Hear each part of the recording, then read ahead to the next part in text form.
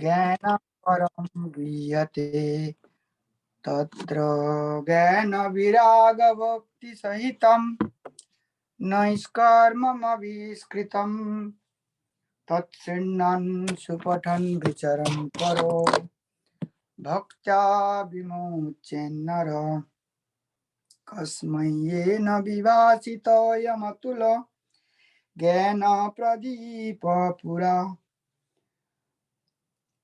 तद्रूपेण नारदाय मुनये कृष्णाय जद्रूपिणा योगीन्द्राय तदात्मनाथ भगवत् रताय कारुण्यता तत्शुद्धां विमलविशकं सत्यं परं धीमहि जयति पराशरसनु सत्यवतीर्हृदयनन्दन व्यास यस्यास्य कमलगलितं वाङ्मयममृतं जगत्पिबतु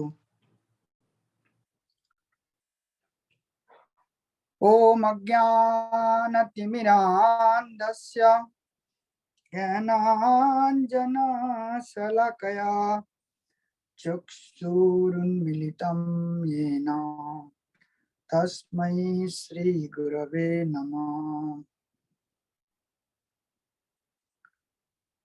श्रीमद्भागवते महामुनिकृते किंबा परेश्वर शुद्ध हृदय वरदत्यत्र कृतिभिः शुश्रूषे तत्क्षणात् यं प्रावजन्तमनुपेतयपेतकृत्या द्वैपायनो विरह कातुरया जुहाव पुत्रेति तन्मया तया तरवो विनेदो तं सर्वभूतहृदयं मुनिमानतस्मि ध्येयं सदा परिभवग्नमभीष्टदोयं तीर्थास्पदं शिवविरिञ्चिनुतां शरण्यं वेत्तार्थियं प्रणतपालभवाब्धिपोतं वन्दे महापुरुषते चरणारविन्दं त्यक्त्वा सुदुस्तजसुरेप्सितराज्यलक्ष्मीं धर्मिष्ठयार्जवतसा जदगादरण्यं मायामिगं दैत्ययेप्सितमन्यधावत् वन्दे महापुरुषते चरणारविन्दम् लक्ष्मीकौस्तव पारिजातकसुरा धन्वन्तरी चन्द्रमा धेनु कामदुघा सुरेश्वरभय रम्भादिदेवाङ्गना अस्य साप्तमुखां विशां हरिधनुं शङ्खामृतां चाम्बुधे रत्नानीति चतुर्दश प्रतिदिनं कुर्वन्तु नो मङ्गलम् श्रीमद्भागवतं पुमानममलं यद्वैष्णवानां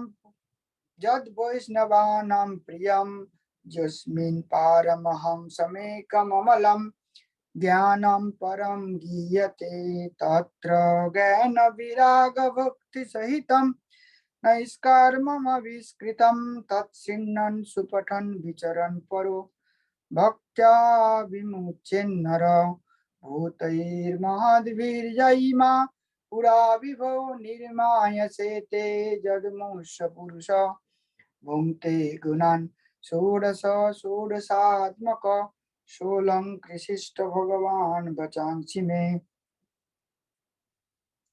कायेन वाचा मनसेन्द्रियैर्वा बुद्ध्यात्मना वा नश्रितः स्वभावत् करोति यद्यत् सकलं परस्मै नारायणायेति समर्पयित्वात्।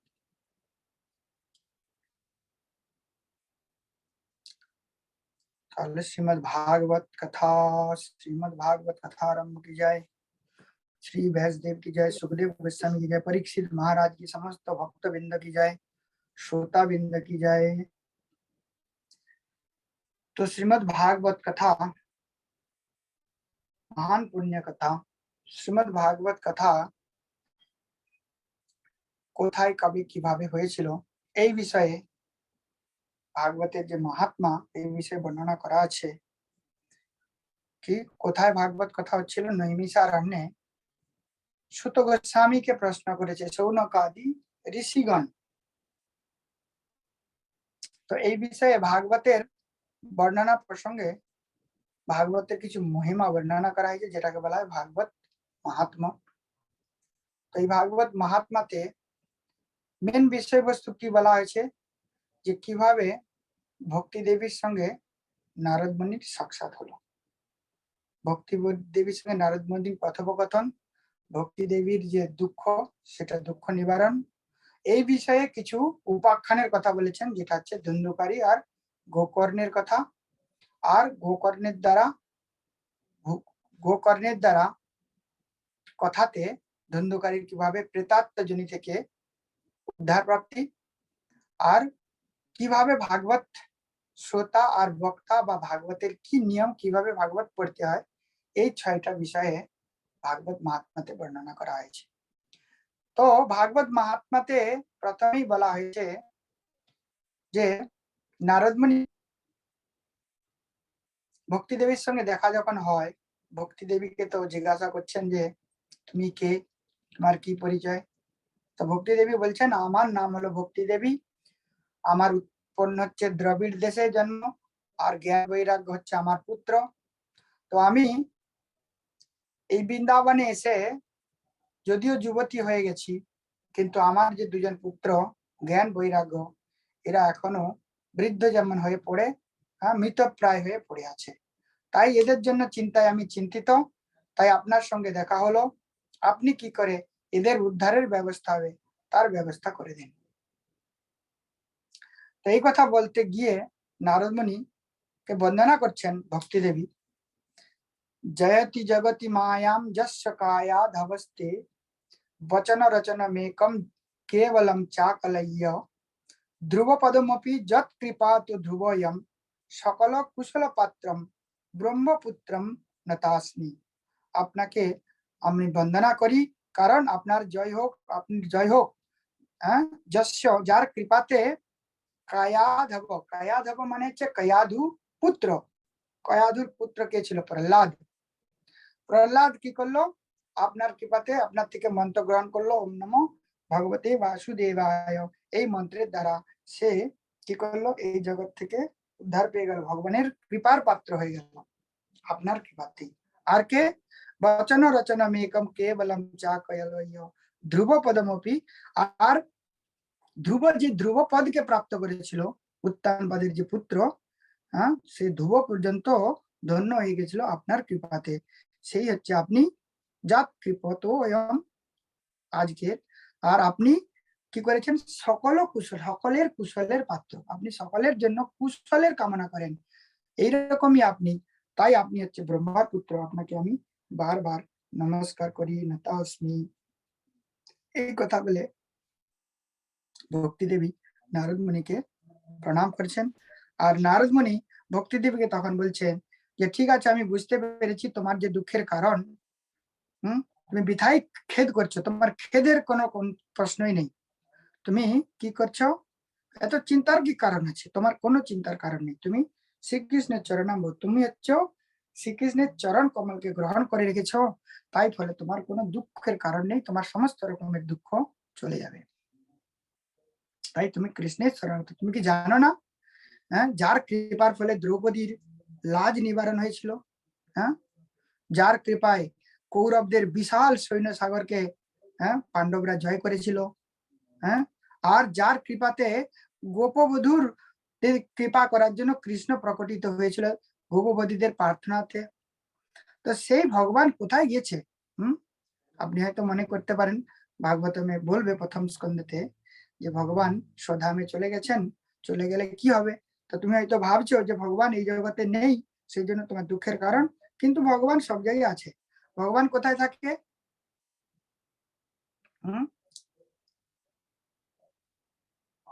যেখানে তোমার ভক্ত গুণগান করে। কি শ্লোকটা কি আছে? যেখানে তোমার ভক্তরা তোমার কীর্তন করে, সেখানেই তুমি অবস্থান করো। তো যাই হোক, তো আপনি এখন ভগবানের শরণাগত হয়ে যান। আর আপনার এই যে ভক্তি কারো যদি হৃদয়ে থেকে যায়, তাহলে তখন ভগবান কি করেন? নিচাদপি, একজন নিচে গৃহস্থী মানে নিচ ব্যক্তির বাড়িতেও আপনি চলে যান, এখানে কোনো মান মর্যাদা কুল কোনো কিছুর বৈভবের কিছু যায় আসে না। এরকমই ভগবানের কৃপা। সুতরাং ভগবানের কাছে চলে যান। আর আমি আপনাকে কথা দিচ্ছি যে আমি যদি আপনাকে ভগবানের সঙ্গে সাক্ষাৎ না করাতে পারি, তাহলে আমি হরির দাস নয়। অন্য ধর্মান্তরে কার্য পুরস্কৃত মহর্ষবান তদা নাহম হরিদাসে লোকে না অয়ং প্রবর্তয়ে। আমি আমার নিজেকে হরির দাস বলে আমি স্বীকার করব না। তো আপনি নিঃসন্দেহে হরির দাস রূপে গ্রহণ করে ফেলুন, তাহলে আপনার সমস্ত কিছু অধর্ম অপধর্ম সমস্তকে তিরস্কার হয়ে যাবে, মানে অন্য কোনো ধর্ম আপনারা কোনো ক্ষতি করতে পারবে না। তো এইভাবে বলছে যে যারা এই ভাগবত করে বা ভাগবতের সঙ্গ করে তাদের কি কি হয়, বলছে যেসাম চিত্তে ভবেদ ভক্তি সর্বদা প্রেম রূপিণী, যার হৃদয়ে ভক্তি দেবীর বাস হয় তার সর্বদাই তার চিত্তেতে কি হয়, প্রেম রূপিণী ভক্তি বাস করে থাকে। যার কাছে ভক্তি আছে তার তার কাছে প্রেম রূপী ভগবান তার হৃদয়ে বাস করেন।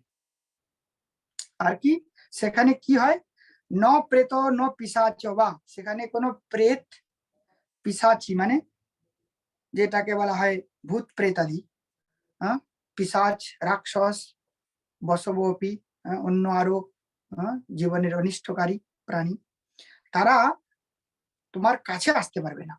ভক্তিযুক্ত মনস্কানম স্পর্শে ন প্রভুর ভাবিত, কোনোদিনও স্পর্শ করতে পারবে না। সেই বিষয়ে আপনারা হয়তো দেখে থাকবেন, আমাদের অভয়চরণ গুরুমাজ বানিয়েছিলেন।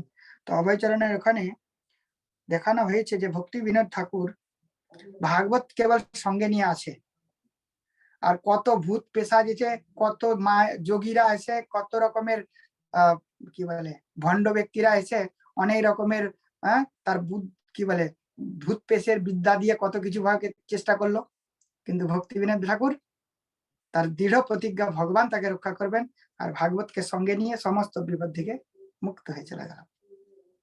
তো এইরকমই হচ্ছে ভাগবতমের শক্তি। তো সুতরাং এই ভাগবতকে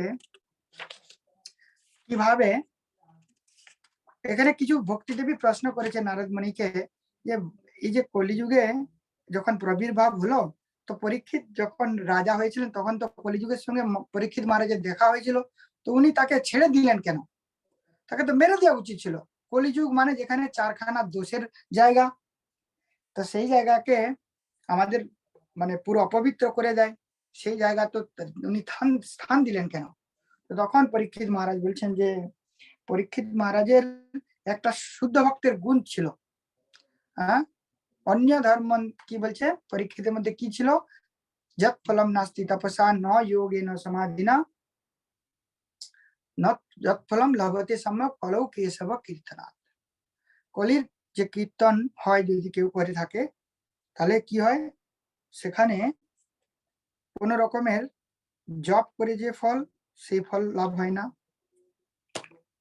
মানে সেটা তুচ্ছ হয়ে যায়। যৎ ফলম নাস্তি তপস্যা, যে ফল তপস্যার দ্বারা পাওয়া যায় না, যোগের দ্বারা পাওয়া যায় না, ন যোগ সিদ্ধির দ্বারাও পাওয়া যায় না। এই কয়েকদিন আগে ছবি দেখবেন হয়তো ফেসবুকে কেউ একজন পোস্ট করেছিল, আমাদের গৌড়ীয় পরম্পরারই কোনো একজন মহিলা হবে বিদেশ থেকে, ও ইন্ডিয়াতে গিয়ে যোগ অভ্যাস করেছে। যোগ অভ্যাস করে ও কি করেছে, রাধা কুণ্ডের যে জল আছে ওই জলের মধ্যে যোগীরা যেভাবে জলের উপর চলতে পারে, তো ওই রকম যোগ অভ্যাসের দ্বারা ও রাধা কুণ্ডের জলে ওখানে বসে আছে, অথচ জলের উপরে ভেসে বেড়াচ্ছে। তো যোগ অভ্যাস করতে গেলে সময় লাগে। যে কেউ ব্যক্তি তার নিয়ম মাফিক যদি কোনো যোগ অভ্যাস করে, তো সেই যোগ অভ্যাসের দ্বারা তার নিঃসন্দেহে কোনো সুবিধা বা কোনো রকমের তার সিদ্ধি লাভ হয়, এতে কোনো সন্দেহ নেই। তো ভাগবতের কৃপা এমনই, সে যোগ করে যে ফল তার থেকে অনেক বেশি ফল দিতে পারে। সেই জন্য এই ভাগবতের কৃপা কে লাভ করতে পারে বা কখন ভাগবতের কৃপা লাভ করা সম্ভব, তখন বলছেন যে ভাগ্যোদয়েন বহুজন্ম সমুর্জিতেন সৎসঙ্গম চ লভ্যতে পুরুষো যদা বৈ অজ্ঞান হেতু কৃত মোহ মদন্ধকার নাসং বিধায় তদুদয়িত বিবেক। যখন বহু বহু জন্মের সদ্ভাগ্য হয়, সৎকর্ম হয়, তার দ্বারা যে সুকৃতি জন্ম হয়, তখন কি হয়? সৎসঙ্গম চ লভ্যতে, তখন আমাদের সৎসঙ্গের লাভ হয়। আর কি সৎসঙ্গ লাভ হলে অজ্ঞান হেতুকৃত, অজ্ঞানের দ্বারা অজ্ঞানের দ্বারা যে চারটা ভুল থাকে, অবিদ্যা, অস্মৃতি, রাগ, দেশ, অভিনিবেশ, ওগুলা সব দূর হয়ে যায়। অজ্ঞান হেতু, অজ্ঞানের ফলস্বরূপ কি হয়? অজ্ঞানের হেতু কি আছে? মদ, মোহ, অন্ধকার, মদে মত্ত হয়ে যাওয়া, মত্ততা। মদ, মোহ, মোহ মানে ওটা ছাড়া আমার বোধহয় সংসার চলবে না, দিন চলবে না, ওটাকে আমাকে প্রাপ্ত করতেই হবে। আর যার ফলস্বরূপ পরিণামে কি হয়? অন্ধকার হয়ে যায়। তো এই যে তিনটা দোষ, এটা সঙ্গে সঙ্গে নষ্ট হয়ে যাবে। না সংবিধায় তদ উদয়ে বিবেক, তখন কি হবে? বিবেকী বুদ্ধির উদয় হয়। সেই ব্যক্তি তখন এই ভাগবতের কথা শুনতে পারে। তো ভাগবতে এই কথা বলা হয়েছে যে ভাগবত কেবলমাত্র শ্রবণের নয়, কেউ যদি শোনারও ইচ্ছা করে, মানে শুনবো এরকম যদি সংকল্প করে থাকে, ভাগবত কথা শোনা তো দূরের কথা, যদি শুনবো এরকমও সংকল্প করে, তাতেই তার কল্যাণ হয়ে যায়। তো যাই হোক, ভাগবত মাহাত্ম্য তো অনেক তো কিছু বলা আছে, তো এটা শুধুমাত্র আমাদের ভাগবতে রতি করার জন্য অ্যাডভার্টাইজ হিসাবে এই ভাগবতের মাহাত্ম্য বলা হয়েছে। কিভাবে প্রেতাত্মা ব্যক্তি পর্যন্ত এই 7 দিন ভাগবত কথা শুনে উদ্ধার পেয়ে গেল। তাহলে যদি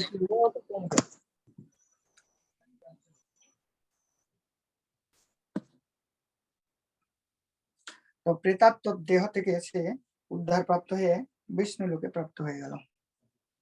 তো এখন শ্রীমদ ভাগবতমে বলা হচ্ছে যে আজকে প্রথম স্কন্ধ থেকে আমরা আলোচনা করব। পুরো প্রথম স্কন্ধতে 19 অধ্যায় আছে। তো এই 19 অধ্যায়তে কি বিশেষ বিশেষ বস্তু বলা হয়েছে, যতটুকু সম্ভব বা যতটুকু কম টাইমের মধ্যে আমরা আলোচনা করতে পারি সেটা দেখব। তো প্রথমে বলা হচ্ছে যে প্রথম যে শ্লোক, এখানে কিভাবে ভাগবত কথা শুরু হলো। তো ওখানে বলছে নিমিষে অনিমিষ ক্ষেত্রে ঋষয় সৌনকাদয় সত্যম স্বর্গলোকায় সহস্রম সমমাসত। এটা শ্লোক হচ্ছে গিয়ে প্রথম অধ্যায়ের 5 নম্বর শ্লোক মনে হয়, 4 নম্বর শ্লোক। নৈমিষে অনিমিষ ক্ষেত্রে ঋষয় সৌনকাদয় সত্যম স্বর্গায় লোকায় সহস্রম সমমাসত। সহস্র মাসের সংকল্প করে এই সমস্ত ঋষিরা নৈমিষারণ্যে তপস্যা করছিল। তো এই যে তপস্যা করছিল মানে ঋষিরা কত ছিল? 88,000 ঋষি, 88,000 ঋষি। তো এই 88,000 ঋষি যে যজ্ঞ করবে বা তপস্যা করবে, তার জন্য তারা জায়গাটা কোথায় হবে তাদের জন্য অ্যাপ্রোপ্রিয়েট জায়গা, এটা তারা ঠিক করে পারছিল না। এমন সময় সমস্ত দেবতারা মিলিত হয়ে তারা ব্রহ্মাজির কাছে গেলেন। ব্রহ্মাজিকে জিজ্ঞাসা করলেন যে আমরা যে দীর্ঘ সময় ধরে যে সংকল্প নিয়েছি এই ভাগবত শুনবো বা ভাগবত কথা করব, এর জন্য কোন জায়গাটা শ্রেষ্ঠ জায়গা আমরা নির্ণয় করতে পারছি না, তাই আপনি এর কিছু ব্যবস্থা করুন। তো এই বলে ব্রহ্মাজি তার মন থেকে একটি চক্র নির্মাণ করলেন, যেটাকে বলা হয় মানস চক্র, ব্রহ্মার দ্বারা। ভগবানের ছিল সুদর্শন চক্র, কিন্তু আর ব্রহ্মাজি মনের থেকে একটি চক্র দ্বারা, যেমন চক্রের যেমন কাঁটার মতো নখ থাকে, যেমন সাইকেলের চাকা দেখেছেন, সাইকেলের যে প্যাডেল হয়, ওই যেটাতে মানে চেনটাকে ধরে রাখে, যে খাঁজ, তো ওই খাঁজটাকে বলা হয় নিমেষ, নখ। তো এই নখ ব্রহ্মার দ্বারা যে নির্মিত যে মানস চক্র, ওর যে গতি যেখানে শেষ হয়ে যাবে, সেইখানটাকে তোমরা কি করবে? শ্রেষ্ঠ জায়গা বলে মনে করবে, আর ওইখানেই তোমরা জপ করবে, ওখানে তোমরা যজ্ঞ করবে। এইভাবে ব্রহ্মার কথাতে সমস্ত দেবতারা ওই জায়গায় ওই চক্রের পিছনে পিছনে যেতে থাকলো। যেতে যেতে ওই চক্র গিয়ে নিমেষের যে গতি, মানে নিমির যে গতি, চক্রের গতি গিয়ে শান্ত হয়ে গেছিল যে বনে, যে বনটাকে এখানে বলা হচ্ছে অরণ্য, আর নিমি মানে যে নিমেষ, নখ যেখানে গেড়ে গিয়েছিল। তো এই জন্য ওই জায়গাকে বলা হচ্ছে নৈমিষারণ্য। নৈমিষ আর নিমেষ আর অরণ্য মানে বন, যেই বনের মধ্যে নিমিষটা তার গতি নিস্তেজ হয়ে গেছিল, সেই জায়গাটাকেই বলা হচ্ছে নৈমিষারণ্য। আর এটাকে আরেকটা, এর অর্থ আরেকটা করা হয়েছে অনিমেষক ক্ষেত্র। অনিমেষক ক্ষেত্র মানে যেখানে কোন রকমের নিমেষ পড়ে না, মানে কোন রকমের, যেমন নিমেষ বলতে যেটাকে আমরা সাধারণ ভাষাতে বলি চোখের পলক পড়া, যেটাকে নিমেষ বলা হয়।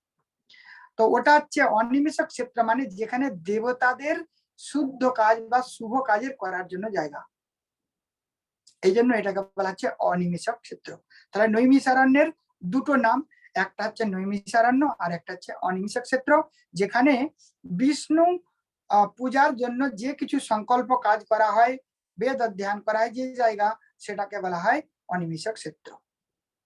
তো এই জন্য এই দুটো নামে, নৈমিষক আর অনিমেষক ক্ষেত্র, এই দুটো নামে বলা হয়েছে। তো এই জায়গাতে তারা তপস্যা করছিল বা বসেছিল, এমন সময় তাদের মাঝখানে সুত গোস্বামী এসে উপস্থিত হলেন।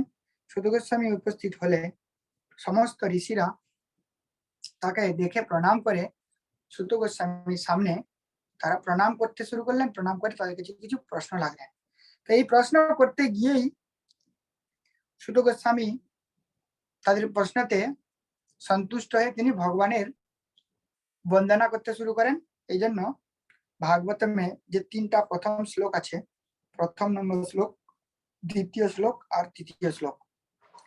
তো প্রথম যে শ্লোক, সেটাকে বলা হচ্ছে,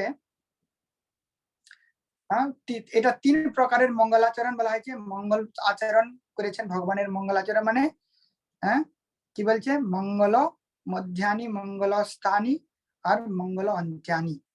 ভাগবতমের এই মঙ্গলাচরণ করেছে যেখানে সবসময় মঙ্গলই হয়, ভাগবত শ্রবণের দ্বারা মঙ্গল হয়, এই জন্য এটাকে বলা হয় মঙ্গল আচরণ। যস্য আচরণম তস্য নাম মঙ্গলম আচরতি। তো মঙ্গল আচরণ করতে গিয়ে উনি এখানে বন্দনা করেছেন ভগবানের। এই জন্য প্রথমের যে এই মঙ্গলাচরণ, এটিকে 3টি নামে মঙ্গলাচরণ করা হয়েছে। একটা হচ্ছে নমস্কারাত্মক মঙ্গলাচরণ, আরেকটি হচ্ছে বস্তু নির্দেশ মঙ্গলাচরণ, আরেকটি হচ্ছে আশীর্বাদ সূচক মঙ্গলাচরণ। তো এদের যে ব্যাখ্যা তো অনেক অনেক রয়েছে, তো এটা শর্টকাট ভাবে এই যে মঙ্গলাচরণ করেছে, জন্মাদস্য যতোন্ময়াতিতরত চার্থে সবিজ্ঞাসরাট তেনে ব্রহ্মারিদাজয়াদি কবয়ে মহ্যান্তি যৎ সূরয়ঃ তেজো বারিমিদং যথা বিনিময়ো যত্র ত্রিসর্গো মিশা धाम्ना स्वेन सदा निरस्तकुहकं सत्यं परं धीमहि धर्म प्रज्जित कैतवत्र परमो निर्मत्सराणां सतां वेद्यं वास्तवमत्र वस्तु शिवदं तापत्रयोन्मूलनं श्रीमद्भागवते महामनिकृते किं वा परैरीश्वर शुद्ध हृदयवरुद्धतेऽत्र कृतिभिः शुश्रूषुभिः तत्क्षणात् निगमकल्पतरोर्गलितफलं सुखमुखादमृत द्रवसहितं पीबत भागवतं रसमालयं मुहुरः रुचिका भुवि भावुका। তো এই 3টা মঙ্গলাচরণের মাধ্যমে কেবল এটা ভাগবত বা ভগবানকেই উদ্দেশ্য করে বন্দনা করা হয়েছে। এই জন্য প্রথম যে মঙ্গলাচরণ, এটিকে বলা হচ্ছে নমস্কারাত্মক মঙ্গলাচরণ। নমস্কারাত্মক, কেউ বলতে পারে প্রথম শ্লোকেতে কি করে নমস্কার করা হয়েছে। প্রথম শ্লোকেতে যে লাস্ট লাইন আছে সত্যং পরম ধীমহি, এই শ্লোকের দ্বারা বুঝতে হবে যে ভগবানেরই ধ্যান করা হচ্ছে। কারণ এই যে ভগবান কিরকম, জন্ম আদি অস্য, যার থেকে এই জগতের সৃষ্টি স্থিতি প্রলয় হয়, জন্মাদস্য যত। আর যে ভগবান কি অন্ময় ইতরত, বস্তু থেকে পদার্থ থেকে আলাদা, যার থেকে এই জগতের সৃষ্টি, ভগবান কিন্তু এই জগৎ থেকে আলাদা। ভগবত বস্তু বা ভগবত বাচ্য, যদিও এখানে কোনো নাম করা নাই কে ভগবত বিচ্ছ, কেবল ওখানে বলেছেন পরম সত্যকে আমরা ধ্যান করি। এই পরম সত্য কি, সেই পরম সত্যকে প্রমাণ করতে গিয়ে জীব গোস্বামীপাদ ওখানে পরম সত্যকে নিয়েছেন কৃষ্ণ শব্দ, যে কৃষ্ণই হচ্ছে এই জগতের পরম সত্য। তো কৃষ্ণ যদি পরম সত্য হয়, সেই কৃষ্ণ পরম সত্যকে আমরা বন্দনা করছি। হ্যাঁ, আর সেই কৃষ্ণ পরম সত্যের তার বিশেষণ একটি উল্লেখ করেছেন কি, হ্যাঁ, ধন কি জন্মাদস্য যতন্বয়াৎ ইতরতশ্চ অভিজ্ঞ চার্থেষু অর্থেষু পদার্থেষু, মানে এই জগতের যা কিছু পদার্থ, যা কিছু বিষয় অনুপরমাণু থেকে শুরু করে সমস্ত বিষয়ে যিনি অভিজ্ঞ, সব কিছু জানেন। আমার মনে কি হচ্ছে, আপনাদের মনে কি হচ্ছে, প্রতিটি বস্তু প্রতিটি প্রাণীর মনে কি হচ্ছে, ভগবান পরমাত্মা রূপে সবই জানেন। এইরকম ভগবান, এরকম ভগবানকে আমি ধ্যান করি। আর ভগবানের আরেকটি বিশেষণ, সে হচ্ছে গিয়ে অভিজ্ঞ, আর হচ্ছে সরাট, সেনাতে রাজতে ইতি সরাট, যে নিজের কি বলে তেজের দ্বারা, প্রকাশের দ্বারা এই জগৎকে প্রকাশিত করেন। আমাদেরকে এই জগতের কোনো কিছু বিষয় সম্বন্ধে জানতে গেলে বা বিষয়কে জানতে গেলে কারো দ্বারা প্রকটিত হতে হয় বা আমাদের কাছে শিখতে হয়। আমরা এই জ্ঞান যদি কারো কাছে প্রাপ্ত করতে চাই, কারোর দ্বারা প্রাপ্ত হতে হবে। কিন্তু ভগবান সেনই বা রাজতে নিজের দ্বারা, নিজের প্রভাব দ্বারা তিনি স্বয়ং উনি প্রকাশিত, প্রকাশমান। সেই জন্য তিনি সরাট। এইরকম ভগবান, তাকে আমি বন্দনা করি, সত্য এরকম ভগবান পরম সত্যকে বন্দনা করি। তো এই শ্লোকেতে কিছু ব্যাখ্যা করতে গিয়ে শ্রীধর গোস্বামী প্রথম শ্লোকেতে এই পরমেশ্বর যে ভগবান, এই ভগবানকে বন্দনা করেছেন ঠিকই, কিন্তু ভগবানের তো কোনো নাম নেই। ভগবানের তো যে কৃষ্ণ ভগবান বা বিষ্ণু ভগবান বা শিব ভগবান, এরকম কারো নাম নেয়নি। তো উনি টিকাতে উল্লেখ করেছেন যে কিভাবে কৃষ্ণেরই বন্দনা করা হয়েছে। এখানে উনি উদাহরণ দিচ্ছেন, যে কয়েকটা উদাহরণের মাধ্যমে বলছে কি, যে ভগবানের বিশেষতা এখানে নেই ঠিকই, কেমন ওখানে দিচ্ছেন কি, উদাহরণ দিচ্ছে যে গঙ্গায়াম ঘোষ। তো গঙ্গায়াম ঘোষ সংস্কৃততে এরকম ভাষাতে বোঝা যায় যে গঙ্গার মধ্যে ঘোষপল্লী। তো গঙ্গা হচ্ছে প্রবাহিত নদী, তো যেখানে জল প্রবাহিত হয়ে যায় ওখানে ওর মধ্যে থেকে কি কেউ কখনো বাস করতে পারে নাকি? সম্ভব নয়। কিন্তু তার মানে গঙ্গায়াম ঘোষ মানে এরকম বোধ হয় যে গঙ্গার পাড়ে কিছু ঘোষপল্লী আছে, তারা বাস করছে। এরকম বোধ হচ্ছে যে যারা ঘোষপল্লী তারা বাস করছে, তারা গঙ্গার পাড়েই বাস করছে, তারা গঙ্গার প্রবাহের মধ্যে বাস করছে না। ঠিক একইভাবে ভগবানকে বা বোঝা যার জন্য তার চারটা লক্ষণের দ্বারা, অভিধা, লক্ষণা, ব্যঞ্জনা আর কি আছে, অভিধা, লক্ষণা, ব্যঞ্জনা আর ব্যুৎপত্তি, এই কয়েকটা অর্থের দ্বারা ভগবানের অস্তিত্ব বোঝা যায়। যেমন বলছেন আরেকটা উদাহরণ দিয়ে, যে কি গলকম্বলম, গলকম্বল এরকম যদি বলা যায়, তাহলে বুঝে নিতে হবে যে যে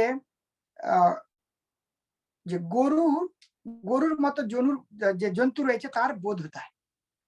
তো ঠিক সেই রকম এখানে যে ভগবানকে বন্দনা করে হচ্ছে পরম ব্রহ্ম, পরম সত্য, সেই হচ্ছে ব্রহ্মেরই ধ্যান করা হয়েছে। সে পরম ব্রহ্ম বা সেই পরম যে সত্য, সে হচ্ছে পরমেশ্বর ভগবান।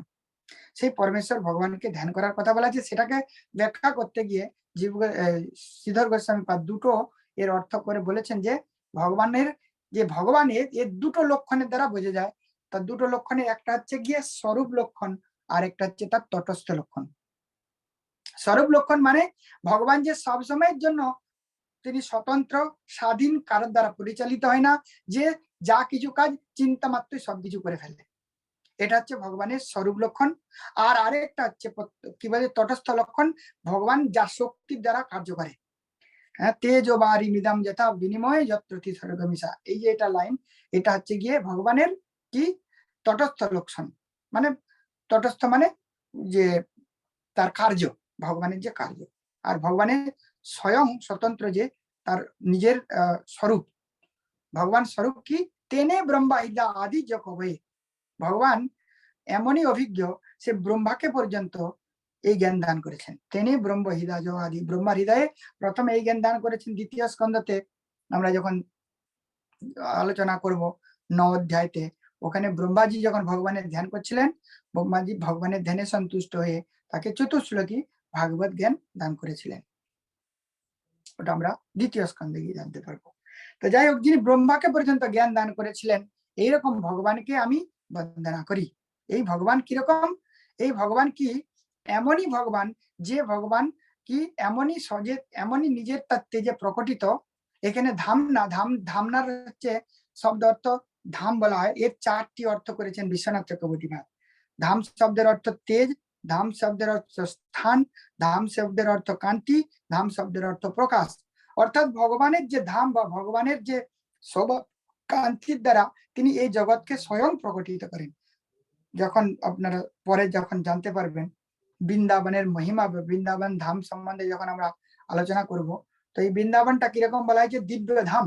এখন হয়তো আমাদের কাছে দেখা যাবে যে বৃন্দাবন ধাম মানে এই আলো টালো দিয়ে সাজানো আছে, কিন্তু ভগবানের ধাম এমনই দিব্য ধাম, এখানে কোনো এই জগতের লাইট দিয়ে বিজলি দিয়ে চলে না। ভগবানের যে তেজ আছে, রশ্মি আছে, ওই দিয়েই প্রকাশিত হয়ে অন্ধকার দূর হয়ে যায়। এরকমই ভগবান, হ্যাঁ, কি কুহকম যে কপটকে, কুয়াশা রূপী অন্ধকার রূপী যে জগৎ, তাকে কি করেছেন? দূর করে দিয়েছেন। যেমন চৈতন্য চরিতামৃতে বলা আছে, কৃষ্ণ সূর্য সম মায়া অন্ধকার, যাহা কৃষ্ণ তাহা নহে মায়ার অধিকার। অর্থাৎ কুহক বা কপট রূপী কুয়াশা বা মায়াকে ভগবান তার তেজের দ্বারা দূরীভূত করে রেখেছেন। এরকম যে ভগবান, এই ভগবানকে আমরা বন্দনা করি। এই ভগবান, তা লোকেরা প্রশ্ন করতে পারে, এখানে শব্দ ইউজ করা হচ্ছে আমরা বন্দনা করি। তো এখানে একজন ব্যক্তি বন্দনা করছে, তো কিন্তু এখানে বলছে ধ্যেয়ম ছন্দসা লিঙ্গ প্রত্যয় জেগে বহুবচন হয়েছে। এই জন্য বহুবচন কখন হয়? বলছে শিষ্য অভিপ্রায়ণ। বহুবচন বলতে শিষ্য অভিপ্রায় মানে কি?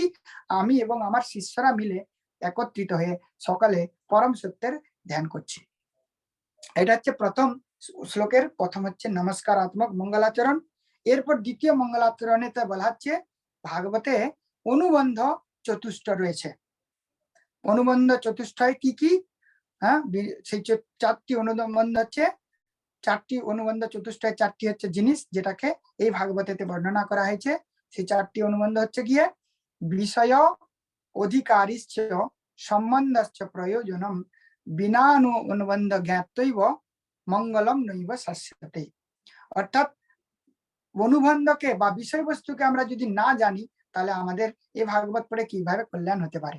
সেই 4টি বিষয়কেই বলা হচ্ছে 4টি অনুবন্ধ। অনু বিশেষভাবে যেটাকে যার মধ্যে ব্যক্ত হয়ে রয়েছে, যার মধ্যে প্রকটিত হবে যে বিষয়, তাকে বলা হচ্ছে অনুবন্ধ। তো 4টি অনুবন্ধ কি বলছে? প্রথম যে দ্বিতীয় যে শ্লোকের প্রথম স্ট্যান্ডার, ধর্ম প্রজ্জিত কৈতব অত্র। অর্থাৎ প্রথম অনুবন্ধতে বলা হচ্ছে বিষয়। বিষয়টা কি? যেটা হচ্ছে ধর্ম প্রজ্জিত, অন্য কোনো যে ছল ধর্ম বা কপট ধর্ম বা অন্য অধর্ম বা ভগবত আলোচনা বিশেষ ছাড়া যে ধর্ম রয়েছে, এটা ভাগবতের মধ্যেই রয়েছে। এখানে কোন রকমের খারাপ ধর্ম নেই, ছল ধর্ম নেই, কপট ধর্ম নেই। এখানে যে ধর্মের কথা বলা হয়েছে, যে ধর্মের দ্বারা জীবের আত্মার কল্যাণ হবে, জীব তার স্ব জায়গাতে ফিরে যেতে পারবে, যে ধর্মকে অনুশীলন করে, সেই ধর্ম এই ভাগবতে বর্ণনা করা হয়ে রয়েছে। তাহলে বিষয় অধিকারিশ্চ সম্বন্ধ প্রয়োজন, প্রথমে তো বলা হচ্ছে ধর্ম প্রজ্জিত কৈতব। তো এই ভাগবতে কোনো কৈতব বা তুচ্ছ জিনিস সম্বন্ধে ব্যাখ্যা করা হয়নি। এখানে জীবের যে আত্মিক কল্যাণ কিভাবে হবে, এই বিষয়ে ভাগবতে বর্ণনা করা হয়েছে। তাহলে প্রথম বিষয় হচ্ছে ধর্ম যেটি রয়েছে, এটি স্বচ্ছ ধর্ম এবং জীবের আত্মকে কল্যাণ করতে পারে এরকম ধর্ম। এটাই হচ্ছে প্রকৃতপক্ষে বিষয়। আর কি? অধিকারী। তো অধিকারী হচ্ছে কে? হ্যাঁ, ধর্ম প্রজ্জিত কৈতবত্র নির্মৎসরাণাম সতাম হচ্ছে অধিকারী। ভাগবতের অধিকারী হচ্ছে নির্মৎসর ব্যক্তি যারা, তারাই এই ভাগবতের অধিকারী। নির্মৎসর শব্দের অর্থ শ্রীধর গোস্বামী পাঠ করছেন, কি বলছে? নির্মৎসর বলছে পর উৎকর্ষ অসহনম নির্মৎসর। স্বাভাবিকভাবে আমরা বলি পরের বৃদ্ধি না দেখা বা পরের বৃদ্ধি দেখে সহ্য করতে না পারা, পর উৎকর্ষ অসহনম মানে আমার সহ্য হয় না। এই বিষয়ে আমাদের ভাগবতের একটি উপাখ্যানের মাধ্যমে দেখানো হয়েছে। যে কিভাবে একজন ভাগবত যে মৎসরহীন ব্যক্তি ভাগবতের অধিকারী নয়, আর যে মৎসর শূন্য ব্যক্তি সেই হচ্ছে ভাগবতের অধিকারী। উদাহরণের মাধ্যমে বলা হচ্ছে যে একবার একজন বিশেষ কোন ব্রহ্মার ভক্ত ব্রহ্মাকে খুব তপস্যা করেছে, তপস্যা করে ব্রহ্মাকে বলেছেন যে আমি যা চাইবো আমাকে কিন্তু দিতে হবে। আরে তুমি কি চাইবে বলো তো কমপক্ষে। না, আমি যা চাইবো তোমাকে দিতে হবে। তো ব্রহ্মাজি বলছে ঠিক আছে, তুমি যা চাইবে তাই দেবো, কিন্তু একটা কন্ডিশন আছে।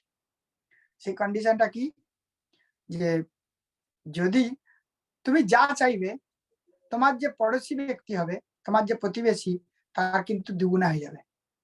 তো এটার কথার উপর সে বেশি ধ্যান দেয়নি। তো সে এরকম চিন্তা করে ঘরে ফিরে গেছে। ঘরে ফিরে গিয়ে চিন্তা করছে ভগবানের কাছে কি চাওয়া যেতে পারে। এরকম চিন্তা করে সে ভগবানকে বলল যে আমার যেন একটা বিশাল সুন্দর অপুলেন্ট ঘর হয়ে যায়, প্যালেসের মতো ঘর হয়ে যায়, যেখানে সব সুবিধা থাকবে। ব্রহ্মা বললেন তথাস্তু, হয়ে যাক, হয়ে গেল। আর তার যে পড়োশী ছিল, সেই পড়োশীর কিন্তু দুটো বাড়ি হয়ে গেল। আচ্ছা, এই দেখে ওই ব্যক্তি বলল বারে, আমি তপস্যা করলাম, আমি ব্রহ্মাজিকে তপস্যা করে বললাম যে আমার একটা বাড়ি হবে, পড়োশীর দুটো বাড়ি হয়ে গেল, এটা কি করে হয়? আচ্ছা, তারপরে বলল আমার যেন বিরাট কি বলে সুন্দর কি বলে আরো আমাদের যা চাহিদা থাকতে পারে, ঘর বাড়ি স্ত্রী পুত্র ইত্যাদি যা কিছু ও চাইছে ও ডবল ডবল হয়ে যাচ্ছে। তো এইরকম চিন্তা করে একদিন রাত্রেবেলা সে চিন্তা করলো, আরে এ তো বড় মুশকিলের কথা, আমি তপস্যা করছি আর এই সমস্ত কিছু ডবল ডবল ওর হয়ে যাচ্ছে সম্পত্তি, হ্যাঁ, দুটো বিয়ে হয়ে যাচ্ছে, 5টা ঘর হয়ে যাচ্ছে, ইত্যাদি ইত্যাদি হয়ে যাচ্ছে, এটা কি করে সম্ভব? তা একদিন রাত্রে চিন্তা করলো ভগবান, ঠিক আছে, তাহলে আমার জন্য একটা চোখ ফুটে যায়, আমার একটা চোখ ফুটে গেলে আমার একটা চোখ তো বেঁচে থাকবে, ওই চোখ দিয়ে আমি দেখতে পাবো। আর ওর তাহলে কি হবে, ওর দুটো চোখ ফুটে যাবে। আর সামনে কি হবে, আমার একটা কুয়া হবে, ওর দুটো কুয়া হবে, তাহলে ওর তো কুয়ার মধ্যে এমনিতেই পড়ে মরে যায়, তাহলে আর ওই জগতে ওর তো কিছু লাভই হবে না। তো এইরকম যারা মাৎসর্য পরায়ণ ব্যক্তি, হ্যাঁ, পরের বৃদ্ধিকে যে সহ্য করতে পারে না, এইরকম ব্যক্তি কখনোই এই ভাগবতের অধিকারী নয়। তো এই জন্য বলা হচ্ছে ভাগবতের অধিকারী হচ্ছে যে নির্মৎসর ব্যক্তি, কপট রহিত ব্যক্তি, ছল রহিত ব্যক্তি, একদম যার নির্মল শান্ত হৃদয় ব্যক্তি, সেই কেবল এই ভাগবত শ্রবণ কীর্তন করতে পারে। তাহলে দ্বিতীয় বিষয় হচ্ছে অধিকারী। তৃতীয় বিষয় হচ্ছে সম্বন্ধ। সম্বন্ধ সম্বন্ধ এই ভাগবতে কি বলছে, ধর্ম পজ্জিত কৈতব্য পরম নিঃসা বেদ্যম বাস্তব বস্তু। বেদ্যম বাস্তব বস্তুটা কি রকম তার সঙ্গে সম্বন্ধ করাবে, এখানে তো কোনো কারোর নাম করা কথা বলা নেই। তো ভাগবতমে শুরুতেই যখন আমাদের ধ্যানের একটি মন্ত্র আছে, সেই ধ্যানের মন্ত্রতে ওখানে বলা হয়েছে যে ভগবান যে বেদ্যম বাস্তব বস্তু কিরকম, ওখানে তার নাম উল্লেখ করে দিয়েছেন ওই ধ্যানের মাধ্যমে। এটি কোন পুরাণের শ্লোক, নাম ইয়াদ নেই আমার কোন পুরাণে, তো সেই পুরাণ থেকে বলা হচ্ছে অস্তি শাস্তরুণিকরাগ্র বিগলাৎ কল্প প্রসূনা প্লুতম বস্তু প্রস্তুত বেনুনাদ লহরী নির্ব্যান নির্ব্যাকুলম শস্ত্র শস্ত্র নিবধ্যনি বিবিলিসৎ গোপী সহসাবৃতম হস্তন্যস্ত নতাপবর্গ অখিল দ্বারম কিশোরাকৃতি। তো কিশোরাকৃতি যে ভগবান, যে বেনু নাদের দ্বারা সমস্ত গোপীকে আকর্ষণ করেছে, তারা আস্ত ব্যস্ত হয়ে ভগবানের ওই নামের বাসিতে আকৃষ্ট হয়ে তার কাছে দৌড়ে চলে আসছে। হ্যাঁ, বেনুনাদ করেছে, কেবল বেনুনাদ লহরী, হ্যাঁ, এই লহরীর দ্বারা সমস্ত ব্রজবাসীকে আকৃষ্ট করেছেন। এরকম যে ভগবান, তার হাতে বেনু আছে, এইরকম বেনুকে কার কাছে থাকতে পারে? বিষ্ণুর কাছে তো বেনু নেই। বিষ্ণুর কাছে চতুর্ভুজ রয়েছে, তার মধ্যে শঙ্খ চক্র গদা পদ্ম রয়েছে, ওখানে কোনো বেনু নেই। তাহলে বেনু আছে কার কাছে? কেবলমাত্র দ্বিভুজ মুরলীধর কৃষ্ণ। সেই দ্বিভুজ মুরলীধর কৃষ্ণ হচ্ছে আমাদের বাস্তব বস্তু। সেই দ্বিভুজ মুরলীধর বাস্তব বস্তু কৃষ্ণের সঙ্গে এই ভাগবত আমাদের সম্পর্ক স্থাপন করায়। বা সংকল্প স্থাপন করাবে, যেখানে আমাদেরকে আলটিমেট যে আমাদের গন্তব্যস্থল সেখানে আমাদেরকে পৌঁছে দেবে, সেই হচ্ছে গিয়ে সম্বন্ধ। আর প্রয়োজন, প্রয়োজন কি আছে?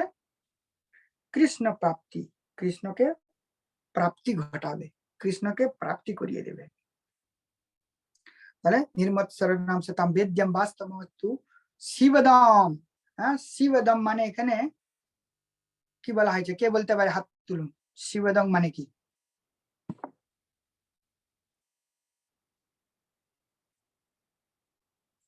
শিবদম মানে কি, কে বলতে পারে?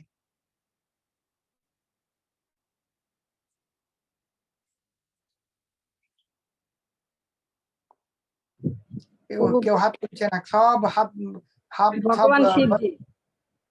আমি জানতাম এই কথাটাই বলবে, আমি জানতাম যে এটাই বলবে, জন্যই জিজ্ঞাসা করলাম। এখানে শিবদম মানে হচ্ছে মঙ্গলম কল্যাণম, যে ভাগবতকে শ্রবণ করলে আমাদের মঙ্গল হয়, কল্যাণ হয়, ওই অর্থে এখানে শিবদম হয়েছে। শিবদম মানে শিবজি নয়, তো এখানে শিবদম মানে এই ভাগবতকে যারা শ্রবণ করবে, কল্যাণ করবে, ধ্যান করবে, শ্রবণ করবে, তাদের কল্যাণ হবে। এই কল্যাণের দ্বারা কি হবে? তারা অন্তিম বস্তু লাভ করতে পারবে। তাদের যে প্রয়োজন, প্রয়োজন কি? ভগবত প্রাপ্তি, সেটাই করাবে এই শ্রীমদ ভাগবতম। তাহলে এই ভাগবতমের মধ্যে 4টি যে অনুবন্ধ আছে, এই 4টি অনুবন্ধকে আমাদেরকে জ্ঞাত করাবে এই শ্রীমদ ভাগবতম। তাই জন্য এই যে 2য় নম্বর শ্লোক, এটিকে বলা হচ্ছে বস্তু নির্দেশাত্মক মঙ্গলাচরণ।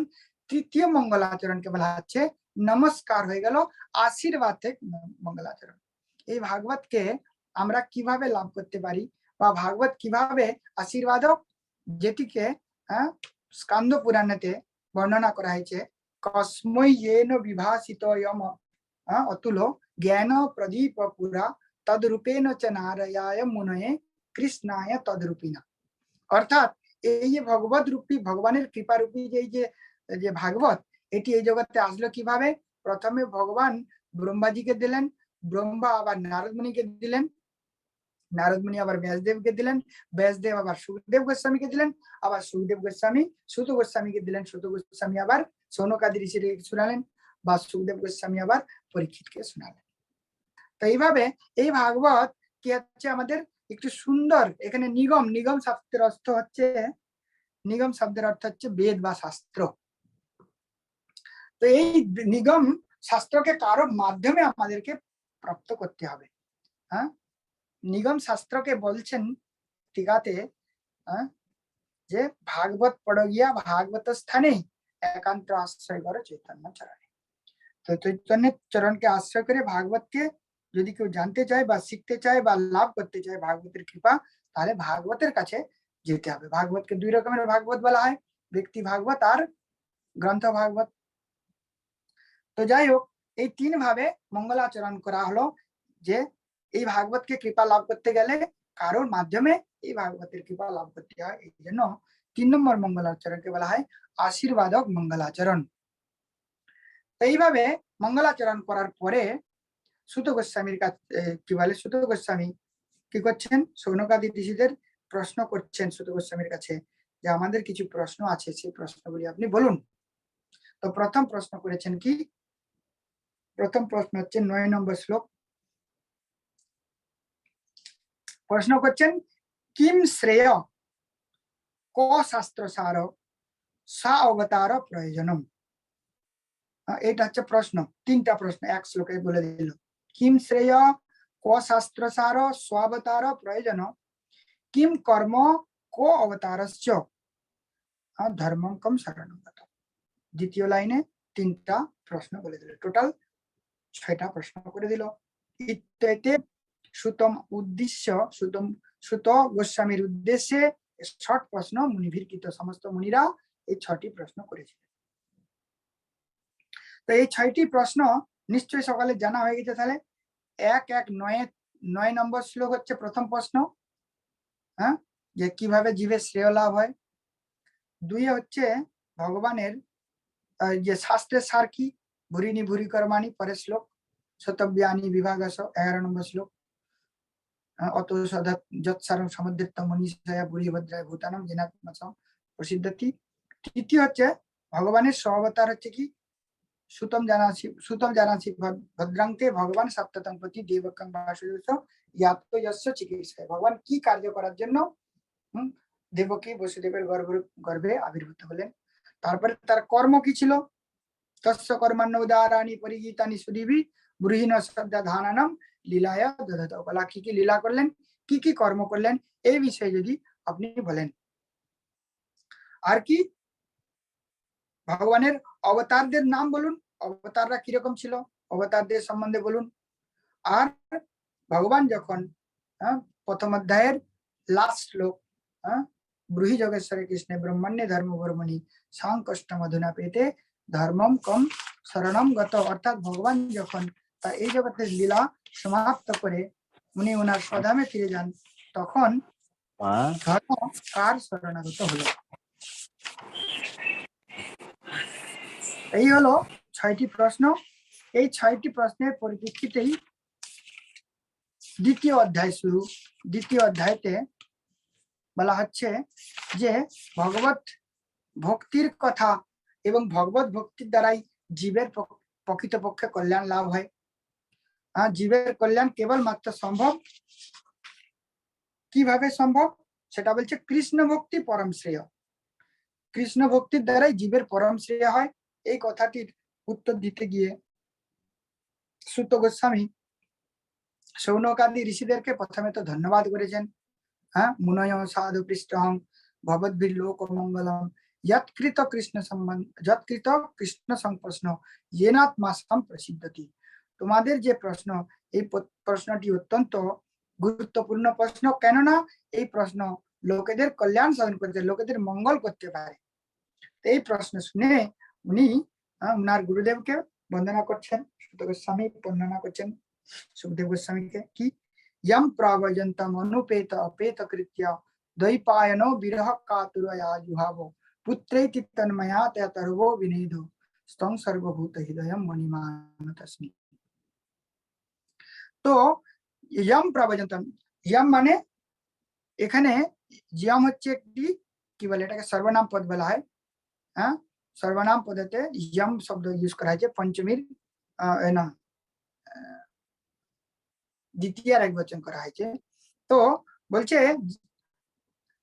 প্রবজন্তম উপে অপেত কৃতম, জন্মের সঙ্গে সঙ্গেই যার কি বলে অপেত কৃত্য, অপেত কৃত্য মানে হচ্ছে যার কোনো সংস্কার, কোন রকমের শুদ্ধিকরণের পদ্ধতি যার একটুও হয়নি, করা হয়নি। অপেত কৃত্য মানে যার জন্ম সংস্কার পর্যন্ত হয়নি, এইরকম সুখদেব গোস্বামী ঘর থেকে ত্যাগ করে চলে গেছে। এর জন্য কি হলো, দ্বৈপায়ন বিরহ কাতর, অত্যন্ত বিরহ হয়ে গেলেন। স্বাভাবিকভাবে কারো যদি পুত্র হয় আর সে সঙ্গে সঙ্গে বনের দিকে চলে যায়, তো স্বাভাবিকভাবে পুত্র বিয়োগে তো বিরহ তো হবেই। এই জন্য দ্বৈপায়ন অর্থাৎ ব্যাসদেব কিন্তু বিরহ হয়ে গেলেন।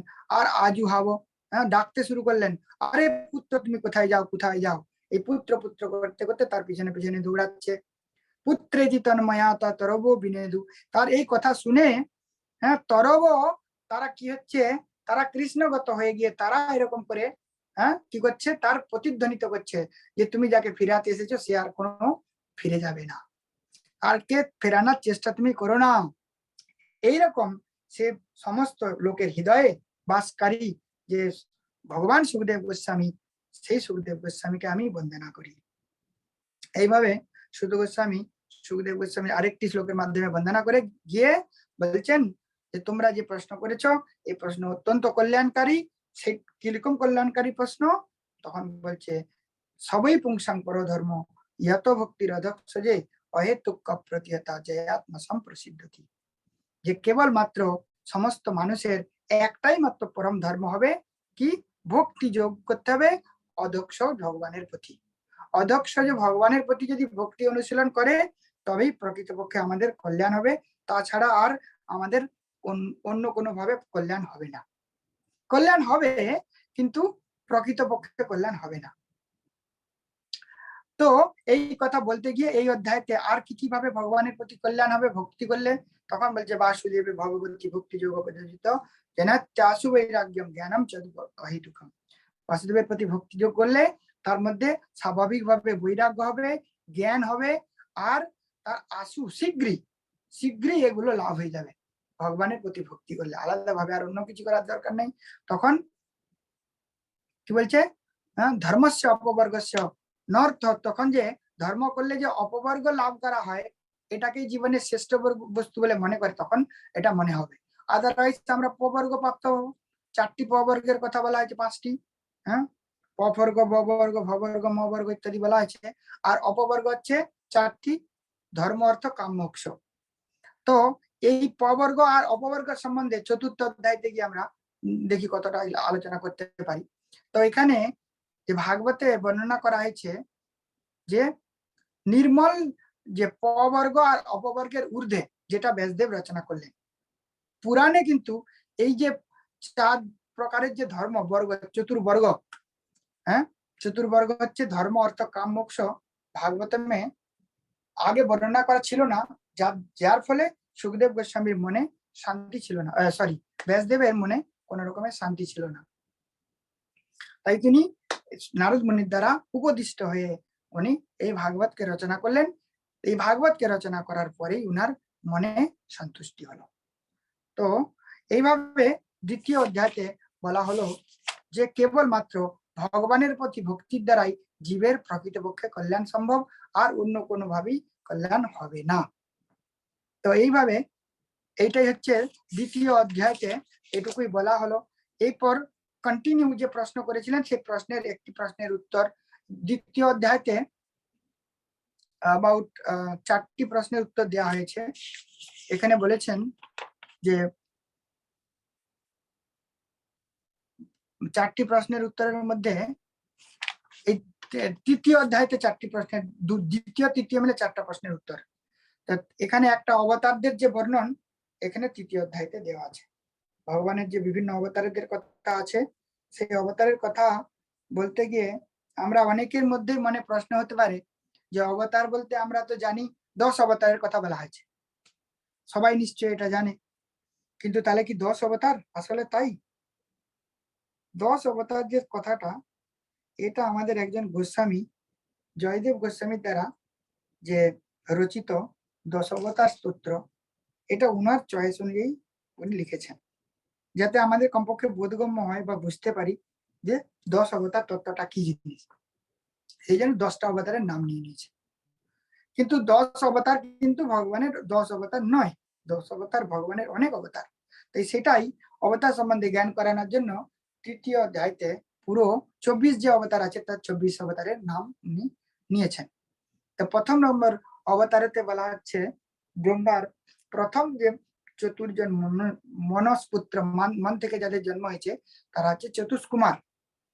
প্রথম হচ্ছে অবতার চতুষ্কুমার, দ্বিতীয় হচ্ছে বরাহ অবতার, তৃতীয় হচ্ছে নারদ মুনি, চতুর্থ হচ্ছে নরনারায়ণ, পঞ্চম হচ্ছে কপিল দেব, ষষ্ঠ দত্তাত্রেয়, অষ্টম হচ্ছে ভগবান, সপ্তম হচ্ছে যজ্ঞ, অষ্টম হচ্ছে গিয়ে ঋষভ দেব, নবম হচ্ছে গিয়ে পৃথু মহারাজ, দশম হচ্ছে গিয়ে মৎস্য অবতার, 11 হচ্ছে কুর্ম অবতার, 12 হচ্ছে মোহিনী অবতার, 12 হচ্ছে ধন্বন্তরী অবতার, 13 হচ্ছে মোহিনী অবতার, 14 হচ্ছে নৃসিংহ অবতার, 15 হচ্ছে বামন অবতার, 16তে হচ্ছে গিয়ে পরশুরাম, 16তে হচ্ছে পরশুরাম, 17তে হচ্ছে ভগবান রামচন্দ্র, 18তে হচ্ছে ভগবান রামচন্দ্র অর্থাৎ দশরথ নন্দন রাম, 19তে হচ্ছে বলরাম, 20তে হচ্ছে কৃষ্ণ, 21 হচ্ছে বুদ্ধ, 22 হচ্ছে কল্কি, 23 হচ্ছে গিয়ে হয়গ্রীব, আর 24 হচ্ছে হংস অবতার।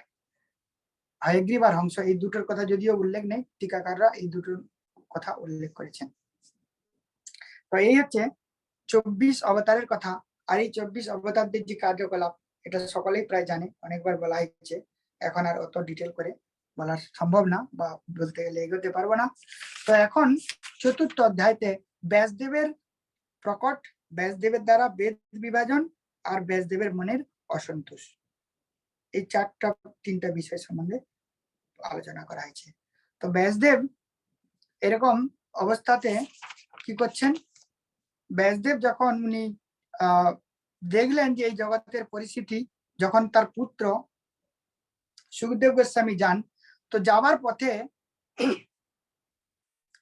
যখন ওই রাস্তা দিয়ে যাচ্ছিলেন, যাবার সময় কি হলো, দৃষ্টানুজন্তম ঋষিমপ্যজমপ্যনগ্নম দিব্য হ্রিয়া পরিদধূর্ণ সুতস্য চিত্তম তদ্বীক্ষ পৃচ্ছতি মনো জগদস্তু বাস্তি স্ত্রী পুং ভিদা ন তু সুতস্য বিবিক্ত দৃষ্টে।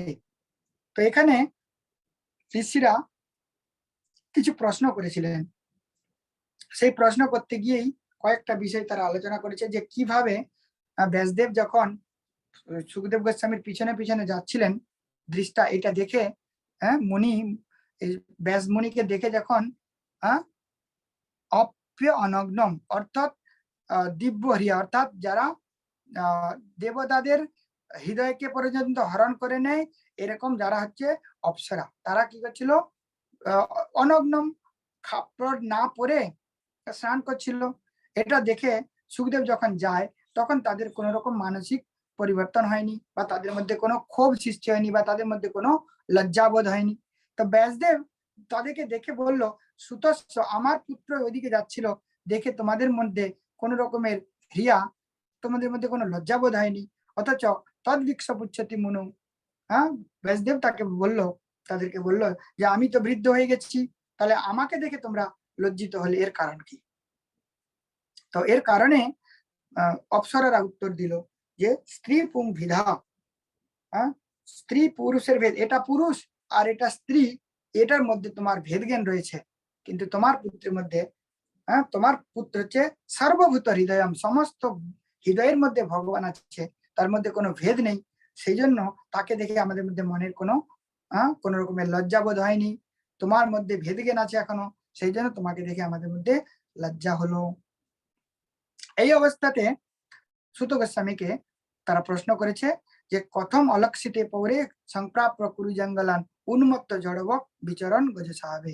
তো এই অবস্থাতে কুরু এবং জঙ্গল প্রদেশে উন্মত্ত পাগলের মতো জড়ম বধির ব্যক্তির মতো হস্তিনাপুরের কাছাকাছি এরিয়াতে ঘুরে বেড়াতো। তো সেই পরীক্ষিতে সেই সুখদেব গোস্বামীর সঙ্গে কথম বা পাণ্ডবেশ রাজর্ষি মুনিনা সহ সেই রাজা পরীক্ষিতের কিভাবে দেখা হলো, বা কিভাবেই তার সঙ্গে এই সংবাদ হয়েছিল, সেটাও আমরা শুনতে চাই। কেননা আমরা শুনেছি সেই সুখদেব গোস্বামী সবোধন মাত্রামি গৃহেশ গৃহে মেয়াদিনাম। তো সেই পরীক্ষিত রাজা আর সুখদেব গোস্বামী হচ্ছে পুরো বিবিক্ত ব্যক্তি, ব্রহ্মচারী ব্যক্তি, সে কি কারো বাড়িতে গোদ দহন করা যেটুকু সময় ওইটুকু তার বাড়িতে থাকে। তো তার কাছ থেকে এই ভাগবত কথা এত মহাভাগবতী তীর্থকুন্ডী তদাশ্রম কিভাবে এবার তা শ্রবণ করেছিল, এইভাবে আমাকে বলুন।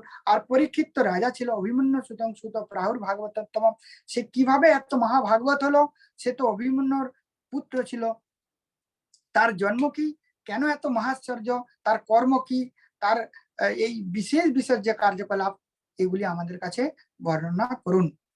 তো এই কথা বলতে বলতে গিয়ে তারা এখন বলল যে কিভাবে সুত গোস্বামীকে তো সনকাদিরা প্রশ্ন করছেন যে ব্যাসদেবের প্রকট কিভাবে হলো, আর তার দ্বারা কিভাবে বেদকে বিভাজন হলো। এই কথা বলতে বলতে গিয়ে তারা সুত গোস্বামীকে আগেই প্রশ্ন করে দিয়েছে যে ভাগবতের প্রকট কোন সময় হলো।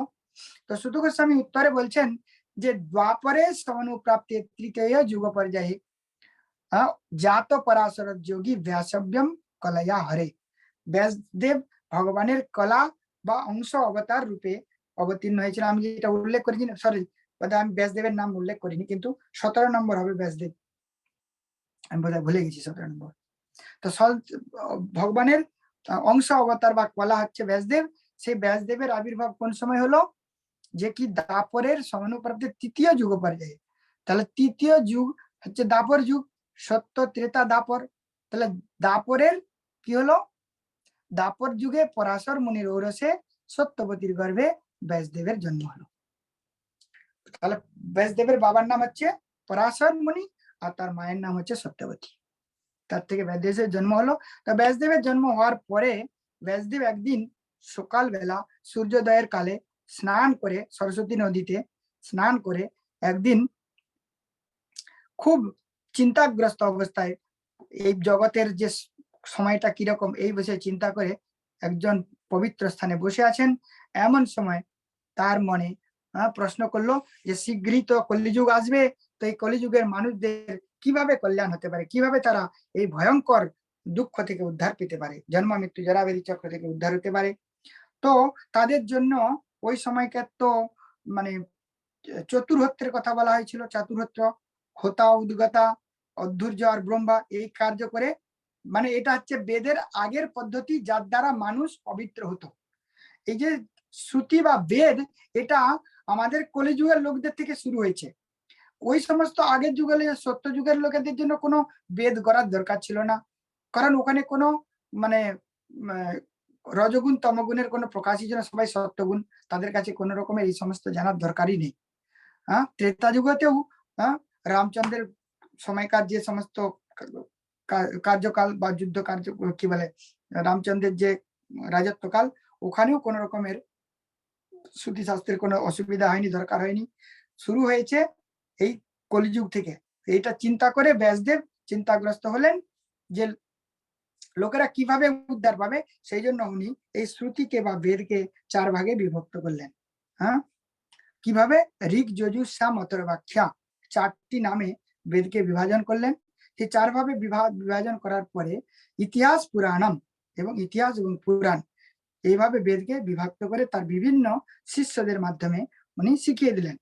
তার মধ্যে বলছেন যে ঋগ বেদকে শিখালেন পৈল ঋষিকে, সাম বেদকে পড়ালেন জৈমিনীকে, আর যজুর্বেদ পড়ালেন বৈশম্পায়নকে, আর অর্থর্ব বেদ পড়ালেন দরুণ নন্দন সুমন্ত মুনিকে, আর ইতিহাস পুরাণ আমার পিতা ছিল রোমহর্ষণকে ব্যাসদেব পড়িয়েছিলেন। তো এইভাবে ব্যাসদেব তার পরবর্তী শিষ্য প্রশিষ্য তৎশিষ্য এই যে পরম্পরায় আরো বেদের অনেক রকমের ভাগ হয়ে গেছে। অনেক রকমের ভাব হয়ে গেলেও এদের বেদের যে মর্মিক বস্তু কি লোকেদের মধ্যে বোধগম্য হলো না। তো এই অবস্থাতে ব্যাসদেব চিন্তা করলো যে আমি তো বেদকে এত সুন্দর করে প্রকটিত করলাম, তাতেও লোকেদের কল্যাণ হচ্ছে না, তখন কি করা যায় এই ভেবে উনি তখন আবার বেদকে আরো সরল ভাবে বেদের যে নির্যাস বা বেদের যে সারাতিসার সেটা কি করলেন মহাভারত। ত্রিশুদ্ধ দ্বিজবন্ধু নাম ত্রয়ী ন শ্রুতি গোচরা কর্মশেষী মূঢ়া নাম শ্রেয় এব ভবেদ ইহ ইতি ভারতমাখ্যানাম কৃপয়া মুনিনা কৃতম।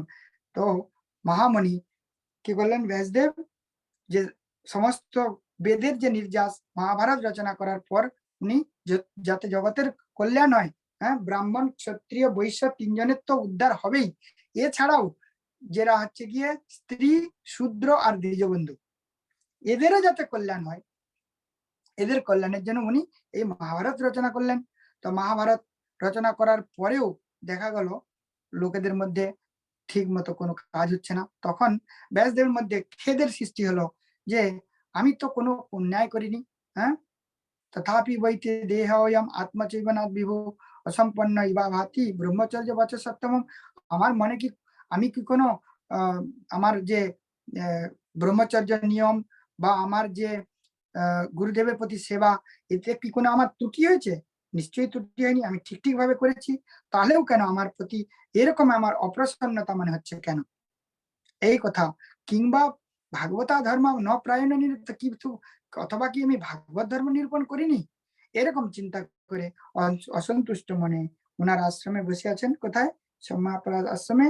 এমন অবস্থাতে নারদ মুনি ওনার আশ্রমে এসে প্রবেশ করলেন, আর সঙ্গে সঙ্গে নারদ মুনিকে দেখে ব্যাসদেব তাকে বিধিবৎ পদ্ধত বিধিবৎ ভাবে তাকে পূজা করলেন, আর আসনে বসালেন। আসনে বসিয়ে তাকে বিভিন্ন রকমের তার সমস্ত কুশল সমাচার জিজ্ঞাসা করলেন। তো এইভাবে 3য় অধ্যায় সমাপ্ত হলো।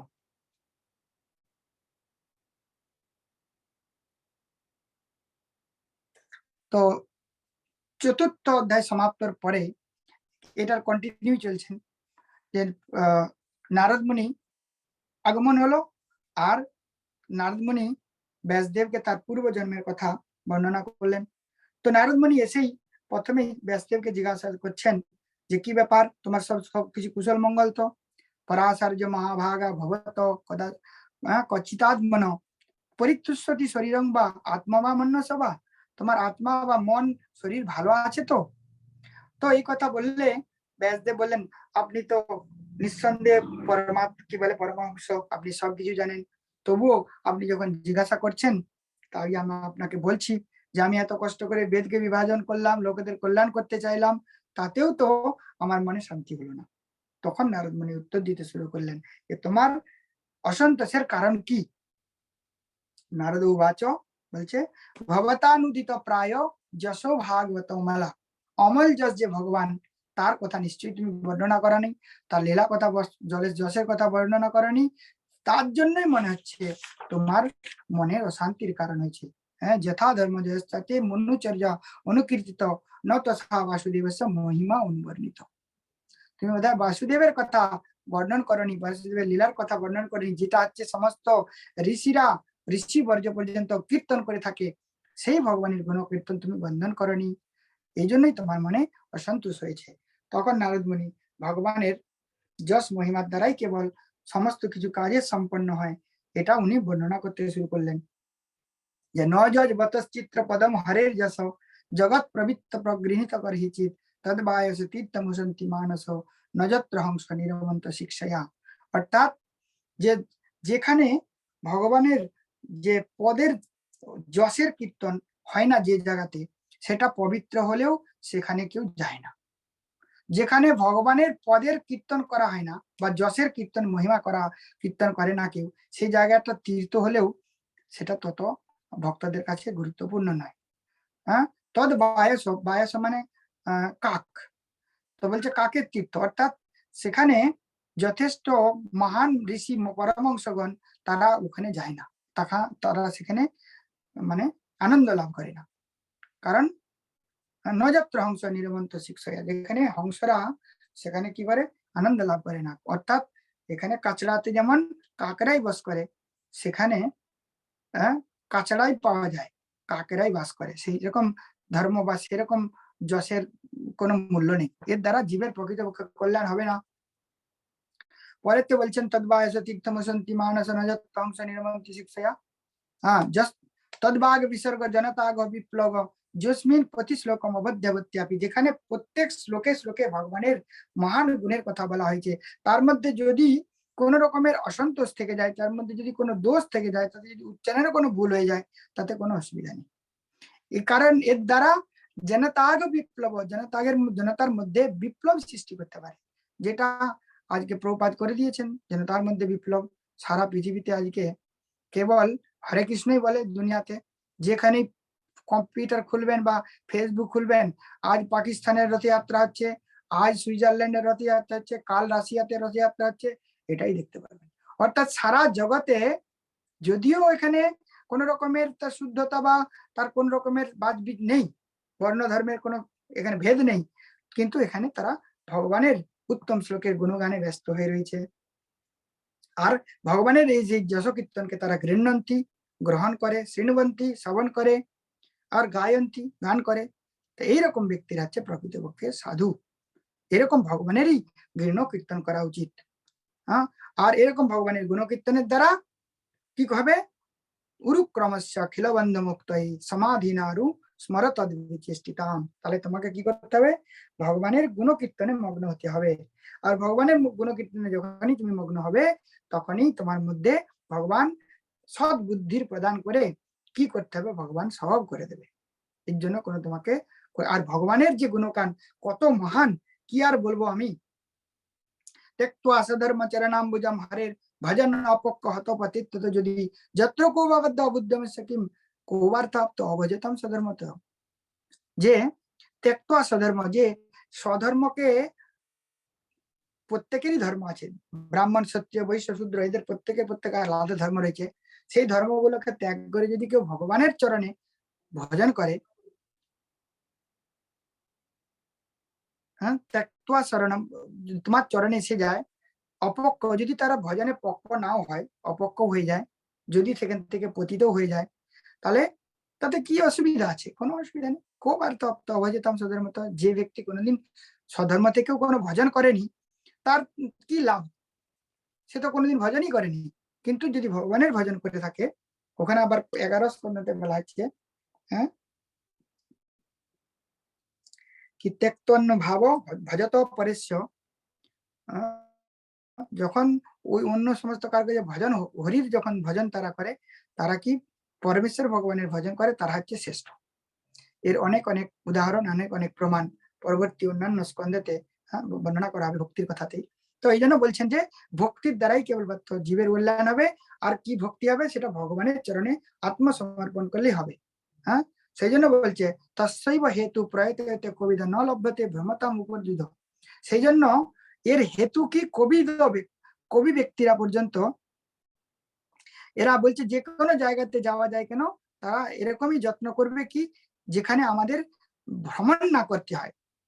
ভগবানের চরণে যদি কেউ এসে যায় তাকে, তাহলে এই জগতে চতুর ব্রহ্মাণ্ডে যে ভ্রমণ করতে হয়, জন্ম মৃত্যু জরা বহিতে আক্রমণ করতে হয়, তাহলে তল্লভ্যতে আর সেটা কি, এটা আলটিমেটলি দুঃখই সৃষ্টি করে। ভ্রমণ করা মানে দুঃখ লাভ করা, তার মানে আবার তাদেরকে দেহ ধারণ করা, এটা কেন প্রকৃতপক্ষে দুঃখ, সুখ এখানে নেই। সেই জন্য বারবার তারা জন্ম নিতে নিতে তারা কালের ফলে কালের তলায় তলিয়ে যাবে। তাহলে তাদের একমাত্র উদ্দেশ্য কি, কি যেটা কি দুঃখ জন্মকে, যে দুঃখ থেকে উদ্ধার পাবে ভগবানের চরণ কমলের সেবা, সেটাই করা। এই কথা বলতে বলতে গিয়ে নারদ মুনি বলছেন যে দেখো, আজকে তুমি তো ঋষিদের কথা আমি বললাম, এত কিছু কথা বললাম, আজ আমার কথা দেখো। হ্যাঁ, তাহলে বলছে অহম পুরাতীত ভবে ভবামুনি দাস্যস্য কস্যাশ্চিন বাদ বেদবাদিন নিরূপিত বালক এব যোগিনম শুশ্রূষণে প্রবিশ নির্বিবিক্ষতাম। যে আমি পূর্বজন্মে, আমি কি ছিলাম, একজন বেদজ্ঞ ব্রাহ্মণদের দ্বারা কোনো এক দাসীর পুত্র হয়েছিলাম। এই প্রত্যেকের শ্লোকে তো অনেক অনেক ব্যাখ্যা করা যায়, অনেক অনেক বলা যায়, কিভাবে দাসীর পুত্র শ্রেষ্ঠ ইত্যাদি ইত্যাদি অনেক বলা যায়। কিন্তু এত কিছু বললে আমাদের ভাগবত সম্পূর্ণ হবে না। ঘুম পেয়ে যাচ্ছে আশা করি সকালে, নাকি কেউ কিছু বলছে না। তো দেখা যাক কতদূর। আমি তো অনেক শর্টে শর্টে করে কমপ্লিট করার চেষ্টা করছি, জানি না কতদূর কি হবে। তো তো এইভাবে নারদ মুনি বলছেন যে আমার জন্ম কি দাসীর পুত্র হয়েছিল, বেদবাদীদের দ্বারা দাসীর গর্ভে হয়েছিল। আর আমি ছোটবেলা থেকে কি ছিলাম, কি অত্যন্ত কম কথা বলতাম, বালকের মতো। আর বালক সুলভ আচরণ থাকার জন্য আমি কোন রকমের চপলতা করতাম না। আর আমি কি করতাম, তে ময়ার পিতা অখিল চাপ হলে অর্ভকা, অর্ভক মানে বালক, বালকদের মতো চপল বালক ছিলাম না। আর দন্তে অধৃত, বালকদের যখন দাঁত আসেনি, দন্ত অধৃত মানে ন ধৃত, যতক্ষণ পর্যন্ত দন্ত হয়নি বাচ্চারা ততক্ষণ পর্যন্ত খেলাতে মস্ত ছিল। আমি কিন্তু এরকম ছিলাম না, অনুবর্তী সময় নষ্ট করিনি। চক্র কুরু কৃপম যদ্যপি তুল্য দর্শন শুশ্রূষ মানে মুনয় অল্পভাষী। আর আমি অল্পভাষী ছিলাম। আর মুনিরা আমাকে কি করলো, কৃপা করলো। কেন, আমি তাদের কাছ থেকে কথা শুনতে আমি আসক্ত হয়েছিলাম, তার ফলে আমি তাদের কৃপার প্রাপ্ত হয়েছিল, তারা আমাকে কৃপা করেছিলেন। তারপরে বলছেন যে উচ্ছিষ্ট লেপ অনুমোদিত দিয়ে আমার আরেকটা গুণ ছিল, আমি তাদের উচ্ছিষ্ট গ্রহণ করেছিলাম। আর তার ফলে সৎকৃষ্ণ ভুঞ্জে, সৎকৃত মানে একবার, একবার মাত্র আমি তাদের প্রসাদ গ্রহণ করেছিলাম তাদের অনুমোদন অনুসারে। তাহলে আমার কি হলো, তাদের প্রসাদ গ্রহণ করার ফলে সমস্ত রকমের কলমশ দূর হয়ে যায় এবং বিশুদ্ধ চেতসা, এই কার্য করার ফলে আমার সমস্ত রকমের চেতনা কি হলো, শুদ্ধ হয়ে গেল।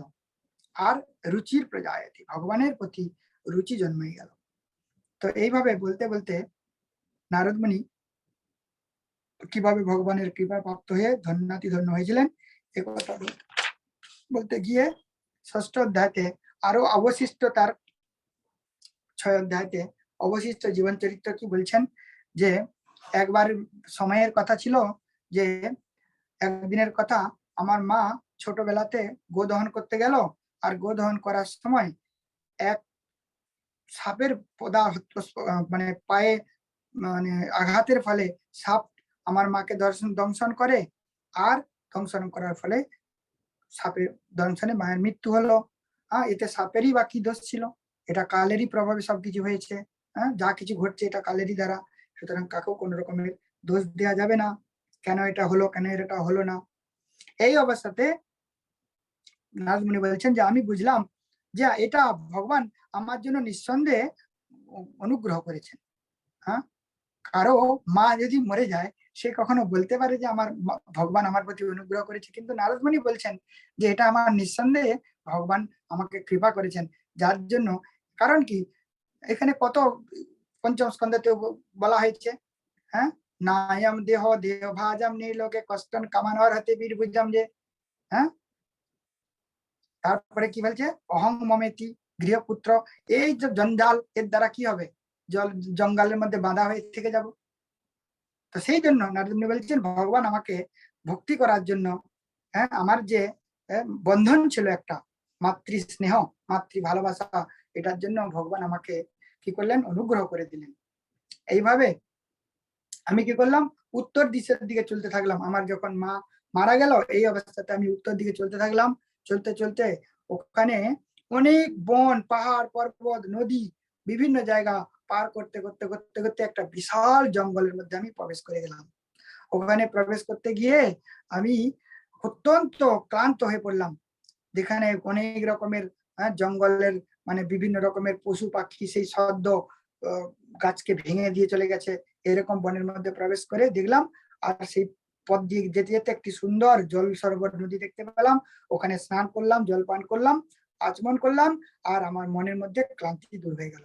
আর কি করলাম, ঋষিরা আমাকে যে উপদেশ দিয়েছিলেন সেই গাছের তলায় বসে আমি ভগবানের চিন্তা করতে শুরু করলাম।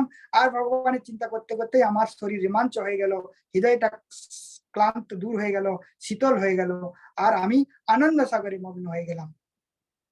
এইভাবে করতে করতে ভগবান আমার হৃদয়ে প্রকটিত হয়ে গেল। হ্যাঁ, আমি আর আনন্দেতে আমি আত্মহারা হয়ে গেলাম, আর আমি বসে থাকতে পারলাম না। আমি সঙ্গে সঙ্গে উঠে দাঁড়িয়ে পড়লাম। আর উঠে দাঁড়িয়ে, হ্যাঁ, আমার হৃদয়ের মধ্যে সমস্ত রকমের দুঃখ দূর হয়ে গেল, আনন্দে আনন্দিত হয়ে গেল। এমন অবস্থাতে আবার হঠাৎ করে দুঃখের কারণ কি হয়ে গেল, আমি এরকম আমার চঞ্চলতার জন্য ভগবান আমার হৃদয় থেকে চলে গেল। আর ভগবানকে আমি দর্শন করতে পারলাম না। এই জন্য বারবার চেষ্টা করেও, বারবার অনেক অনেক ধ্যান করেও সেই ভগবানকে আমার হৃদয়ের মধ্যে আর ধারণ করতে পারলাম না। তাই এই অবস্থাতে অনেক চেষ্টা করার পরেও আমি যখন আবার ধ্যানেতে মগ্ন হলাম, তখন আমি একটি আকাশবাণী শ্রবণ করলাম। আকাশবাণীর দ্বারা ভগবান আমাকে বললেন যে হে নারদ, তুমি এই জীবনে আর এই দেহতে তুমি আমার আর দর্শন পাবে না। সেই জন্য তুমি পরবর্তী জন্মের জন্য বা পরবর্তী যে দেহ পাবে, এই যে তোমার ভগবত স্মরণ, এটা কোনোদিনও নষ্ট হবে না। তোমার একইভাবে এই ভগবত স্মৃতি বিরাজ থাকবে, আর তুমি পরবর্তী টাইমে আমার পার্ষদ হয়ে জন্মগ্রহণ করবে।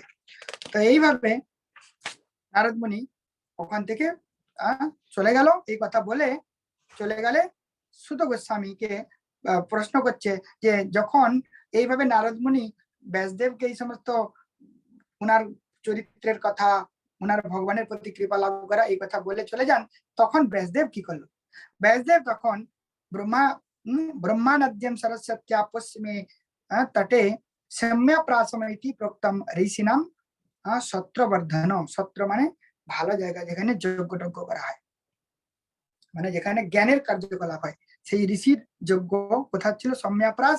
সেখানে সরস্বতী নদীর তীরে বসে উনি ভগবানের, কোন জায়গা সেটা, বদরী খণ্ড।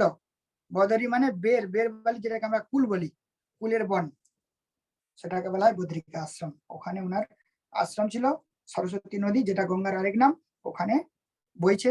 যদিও এখন আমরা উত্তর ভারতে দেখি যে চার ধামে আমাদের চারটা নদীর চারটা নাম আছে। যেমন উত্তর ভারতে উত্তর দিকের যে গঙ্গার নাম আছে গঙ্গোত্রী, তারপরে রয়েছে যমুনোত্রী, তারপরে রয়েছে কেদারনাথের হচ্ছে অলকানন্দা, আর বদ্রীনাথের রয়েছে মন্দাকিনী। এই চার নাম। তো আগে ওর নাম ছিল সরস্বতী, গঙ্গারই আলাদা আলাদা নাম। এইভাবে সরস্বতী নদীতে স্নান করে ভক্তি যোগের দ্বারা উনি যখন মনকে নিবেশ করলেন, তখন ওনার মধ্যে সমস্ত রকমের মল দূরীভূত হয়ে গেল। আর এই মল দূরীভূত হয়ে যাওয়ার পর উনি কি করলেন, অপশ্য পুরুষম পূর্বম, পূর্বে কি করলেন, পরমেশ্বর ভগবানকে দর্শন করলেন ধ্যানের দ্বারা। ধ্যানের দ্বারা দর্শন করার পর সেই সঙ্গে সঙ্গে আর কি করলেন, মায়াম চতত, অর্থাৎ অন্ধকার বা মায়াকেও দর্শন করলেন।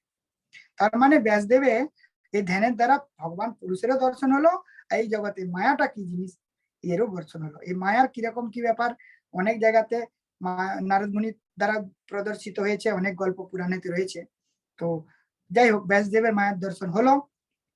দর্শন হওয়ার পর যেটা কি জীবকে মানে সম্পূর্ণরূপে মোহিত করে দেয়, কিন্তু ব্যাসদেবের মনের কোন রকমের বিকৃতি ঘটালো না। কেন? ভগবানের সাক্ষাৎ হয়ে যাবার ফলে কি হয়? অনর্থ উপশম, অনর্থ যত রয়েছে সমস্ত অনর্থ, মনের যে কলমশ, মনের যে খারাপ গুণ সব ধুয়ে যায়।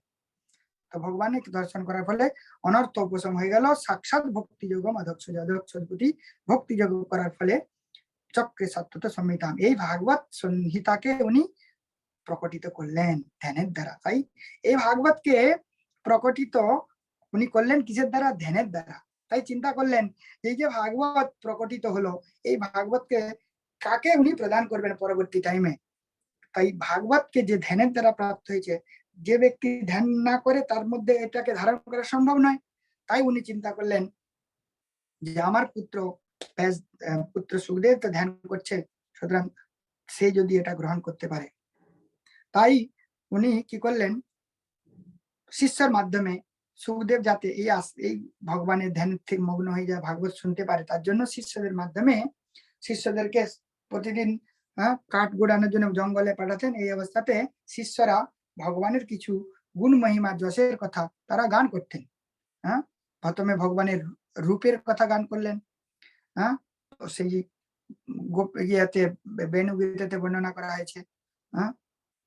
বরহাপিরম নটবর বপু কর্ণयो কর্ণিকারম বিভ্রাট বাস কনক কপিশম বৈজয়ন্তীম চ মালাম রন্ধ্রান বেণুরধর সুদয় পূরয়ন গোপবিন্দয়ের বৃন্দাবনম সপদরমনম প্রাবিশম গোপকীর্তি। ভগবান কৃষ্ণ বলরাম সহ ছোটবেলার যে বাল্যলীলার কথা, কিভাবে বনে যাচ্ছেন, গোপ সখারা যাচ্ছেন, তাতে খুব সুন্দর ভাবে বনমালায় সজ্জিত আছে, এরকম ভগবান এত সুন্দর তার রূপ। গোপীরা যার রূপ দর্শন করার জন্য সকাল থেকে সন্ধ্যা পর্যন্ত বাইরের দিকে মুখ করে বসে থাকে, কখন কৃষ্ণ আসবে তার দর্শন, এরকম ভগবানের রূপ। তো এইরূপ যখন ভগবানের রূপকে বর্ণন করলেন, তাতেও সুখদেব গোস্বামী একটু তার মন ধ্যান ভঙ্গ হলো, কিন্তু প্রকৃতপক্ষে আবার জামাই তুলে আবার ধ্যানে মগ্ন হয়ে গেলেন। ফিরে এসে শিষ্যরা ব্যাসদেবকে বললেন, আমরা তো এই ভগবতের কথা গান করলাম, তাতেও তার কিছু ধ্যান ভঙ্গ হলো না। তখন ব্যাসদেব বললেন, যাও, ভগবানের একটা সুন্দর গুণের কথা আছে, সেই গুণের কথা তোমরা, ভগবানের গুণটাকে তোমরা বর্ণন করো তার কাছে গিয়ে। সে কি বলে? সেই গানটা হচ্ছে, উদ্ধব যখন বিদুরের কাছে এই ভগবানের বাল্যলীলার কথা বর্ণন করছিলেন, ওইখানে তৃতীয় স্কন্ধের 2 অধ্যায় 23 নম্বর শ্লোকে, অহোবকীয়ম স্তনকালকূটম জিঘাংসয়া প্যায়য়াদপ্যসাধ্বি লেভে গতিম দাত্বিচিতম ততন্যম কংবা দয়ালুম শরণং ব্রজেম। যে এরকম ভগবানকে ছাড়া আমি আর কার শরণাগত হব? যে রাক্ষসী পুতনা ভগবানকে মারার জন্য স্তনে বিষ মাখিয়ে আসলো, আর সেই ভগবান কি করলো? সেই পুতনাকে মাতৃগতি প্রাপ্ত করে দিল। এরকম ভগবান দয়ালু, তাকে ছাড়া আমি কার কাছে যাব? কে বা শ্রেষ্ঠ হতে পারে? এই কথা যখন ভগবান শুনলেন, তখন এই সুখদেব গোস্বামী শোনার পরে আর তার ধ্যান থাকলেন, হয়ে গেল, আর উনি সঙ্গে সঙ্গে আশ্রমে ফিরে আসলেন। আশ্রমে ফিরে আসার পর এই যে সংহিতা উনি পিতাজির কাছ থেকে শ্রবণ করলেন। স্বসংহিতাম ভগবতীম কৃত্যানুক্রম চাত্মজম সুকম অধ্যাপয়ামাস নিবৃত্তিম নিতরাং মণি। এই যে সংহিতা সুখদেব গোস্বামী পিতাজির থেকে অর্থাৎ ব্যাসদেবের থেকে এই সংহিতা শ্রবণ করলেন। কেন? এই ভগবত কথা এমনই শক্তিশালী।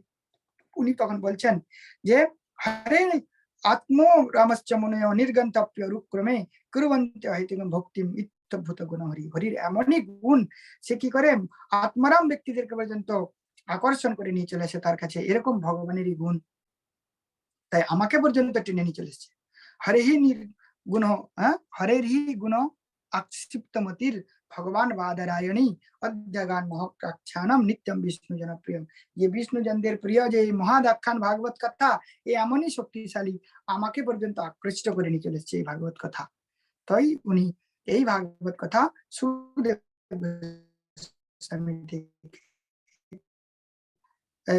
কথা বলতে গিয়ে সপ্তম অধ্যায়তে ওই সুত গোস্বামীর প্রশ্নে নৈমিষারণ্যে ঋষিদের প্রশ্নেরই উত্তরে এখান থেকে ভাগবতের পরীক্ষিতের যে জন্মের কথা, বা পরীক্ষিতের যে কিভাবে সাপ প্রাপ্ত হলো বা কিভাবে ভগবত প্রাপ্তি হলো, এই কথা বলতে গিয়ে মহাভারতের লাস্ট যে পর্যায়, এখান থেকে শুরু করলেন। মহাভারতের লাস্ট পর্যায়ে কি ছিল? यदा मृधे कौरव सृंजयानम वीरे शत वीर गतिम गतेषु विकोदर विद्य गदाभिमर्श भग्नौरुदंड धृतराष्ट्र पुत्रे।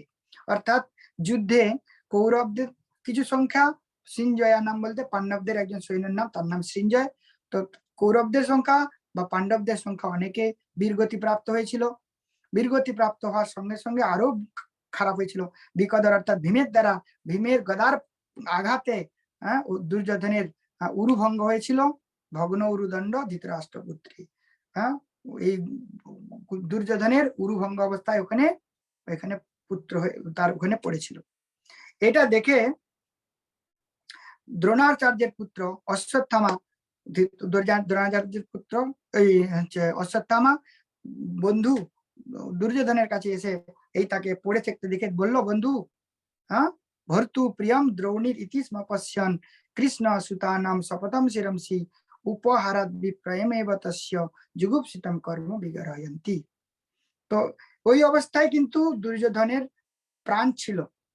তো তখন দ্রোণী মানে অশ্বত্থামা দুর্যোধনকে বলল যে কোনোদিনও তো তুমি আমাকে যুদ্ধে সারথি করো না, বা আমাকে কি বলে যুদ্ধের জন্য যে সেনানায়ক করনি, যার ফলে আমি তো তোমার জন্য কিছুই করতে পারিনি।